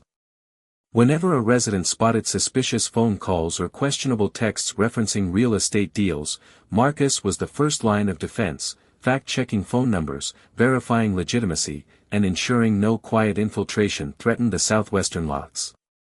Amid the swirl of continuing negotiations and communal watchfulness, Jonas sensed a quiet pride in how Arbor Heights had handled it all. Even the pro-development voices recognized the benefit of a structured approach. They had new commerce on the horizon, cafes, boutique shops, maybe even a small grocery branch, without sacrificing the soul of the neighborhood. Sure, some tension lingered, but it was overshadowed by a sense that adversity, tackled with empathy and unity, didn't have to tear them apart. One bright weekend, Jonas and Bethany strolled together down an older, tree-lined lane that would soon connect to the new marketplace. Workers had begun landscaping the 50-foot green buffer, planting rows of saplings meant to blend the old residential streets with the modern complex. To an outsider, it might seem a small measure, but to Arbor Heights, it was a tangible symbol that the big developer had been forced to integrate rather than bulldoze. Bethany paused, resting a hand on a newly planted sapling. "Amazing, isn't it?" she remarked. "We demanded they respect our space, and here we are, with a brand new buffer zone that ensures we're not overshadowed by skyscrapers." Jonas gave a nod, watching the breeze ripple through the tree's fragile leaves. "We'll see how it matures. But yes, it's progress I can accept." He smiled, turning to Bethany. "And I'm proud of how you, me, Marcus, and everyone else overcame so many conflicts, from Wi-Fi hacks to corporate expansions. Now, we welcome the future on our own terms." Bethany returned the smile, her gaze drifting over the half-finished buildings. "I never thought that day I called 911, on you, of all people, would lead to such a journey for the whole neighborhood.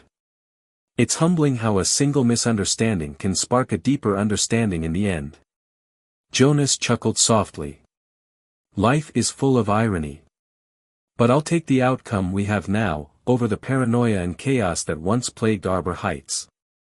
They walked on, the fresh leaves overhead reminding them that while challenges remain, hope and vigilance continue to define their community.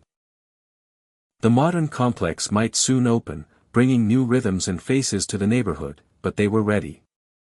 Just as they overcame misguided assumptions in the past, they'd address every new hurdle with open communication, empathy, and unwavering neighborly support. With the months rolling on, Arbor Heights settled into a delicate balance, ongoing construction in the designated zone, a watchful community ensuring expansions stayed within the newly enforced boundaries, and a calmer, more connected group of neighbors than ever before. Jonas Cooper sometimes strolled through the nighttime stillness, reminiscent of the era before the fiasco, only now, he noticed intangible improvements, fewer walls between neighbors, fewer whispered suspicions. Bethany Green, too, felt that shift. After her many potlucks, crocheting adventures, and leadership in the fight for local autonomy, she re-emerged as the unofficial caretaker of community morale. She no longer felt the pang of guilt over calling 911 on Jonas for suspicious router tampering. Instead, she channeled the lessons gleaned from that event into forging understanding rather than jumping to conclusions. Meanwhile, Marcus Green approached a milestone: college acceptance letters. His unwavering passion for ethical hacking and community-oriented tech solutions earned him a spot at a reputable tech university. The once wayward teen stood at Jonas's door one afternoon, letter in hand, tears in his eyes. "Jonas, they accepted me," he said, voice quavering with disbelief. "I mean, all that trouble I caused, who would have thought I'd end up with a scholarship to study cybersecurity?" Jonas beamed, remembering the nerve-wracking day he discovered Marcus's unauthorized device lurking on his Wi-Fi. "You earned it. Proving to everyone that your talents can serve the community made all the difference." Marcus lowered his gaze, heartfelt gratitude radiating from him. "I have you, Bethany, and so many others to thank. You gave me a chance to fix my mistakes. I won't waste it." In the culminating days before Marcus's departure for college, the southwestern corner of Arbor Heights saw a small flurry of renewed buyout attempts, most of which fizzled under the glare of the city's new transparency rules. Jonas helped two older residents decode letters promising them enormous sums if they sold, but they ultimately decided to remain. The green buffer zone thrived, trees taking root, bridging the old and the new. On a mild evening, Jonas, Bethany, Marissa, Officer Patel, and Marcus gathered for a casual dinner at a newly opened cafe in the partially completed marketplace. The developer's presence was undeniable: glass storefronts, modern architecture, and polished sidewalks. Yet the 50-foot buffer, lined with maturing saplings, separated the modern from the quaint. Glancing over the mesmerizing lights reflecting on the cafe's windows, Jonas raised a small toast of iced tea. To Arbor Heights, proof that even with expansions, buyouts, or hacking incidents, we remain a community that fosters empathy, dialogue, and second chances. They clinked glasses gently. Marcus, eyes shining with excitement for college, added, "to never letting fear or corporate might overshadow our humanity." Under the cafe's warm glow, they smiled, each recalling personal journeys shaped by adversity. The bustling commercial zone symbolized future challenges, but it no longer inspired dread, because the residents had carved out binding boundaries and robust communication channels, ensuring that any large-scale changes would be confronted collectively, with clarity and compassion. And so, Arbor Heights stepped forward into tomorrow, secure in the knowledge that a single fiasco had blossomed into a lasting unity that big business, Wi-Fi hackers, and personal misunderstandings alike couldn't erase. Life often reminds us that a single misunderstanding can spark deeper connections if we approach it with empathy rather than fear. In the story of Jonas and his neighbors, we see how a small act, discovering an unfamiliar device on a home network, led to suspicion, tension, and even a call to the police. Yet through honest dialogue, patience, and a willingness to see each other's perspective, a divided community found unity. This journey teaches us that our assumptions can be just as harmful as the wrongdoing we suspect. By verifying facts before we judge, reaching out with kindness instead of hostility, and offering second chances where appropriate, we foster a culture of trust that can overcome even the largest challenges. Whether it's protecting our digital privacy or addressing a looming corporate threat, the real strength lies in neighbors collaborating, sharing knowledge, and staying vigilant without letting paranoia destroy valuable bonds. For older adults, who have witnessed the subtle harm that fear and division can inflict, this story offers a reassuring truth: no matter how complex the modern world becomes, genuine conversation and a bit of grace can mend relationships and safeguard our sense of belonging. Rather than yielding to knee-jerk suspicion, we can protect what matters by staying informed, supporting each other, and remembering that everyone is capable of growth. If this resonates with you, please like this video, subscribe to the channel, and ring the bell to stay updated. Let's keep learning and growing together, transforming even the most daunting obstacles into opportunities for empathy, wisdom, and unity.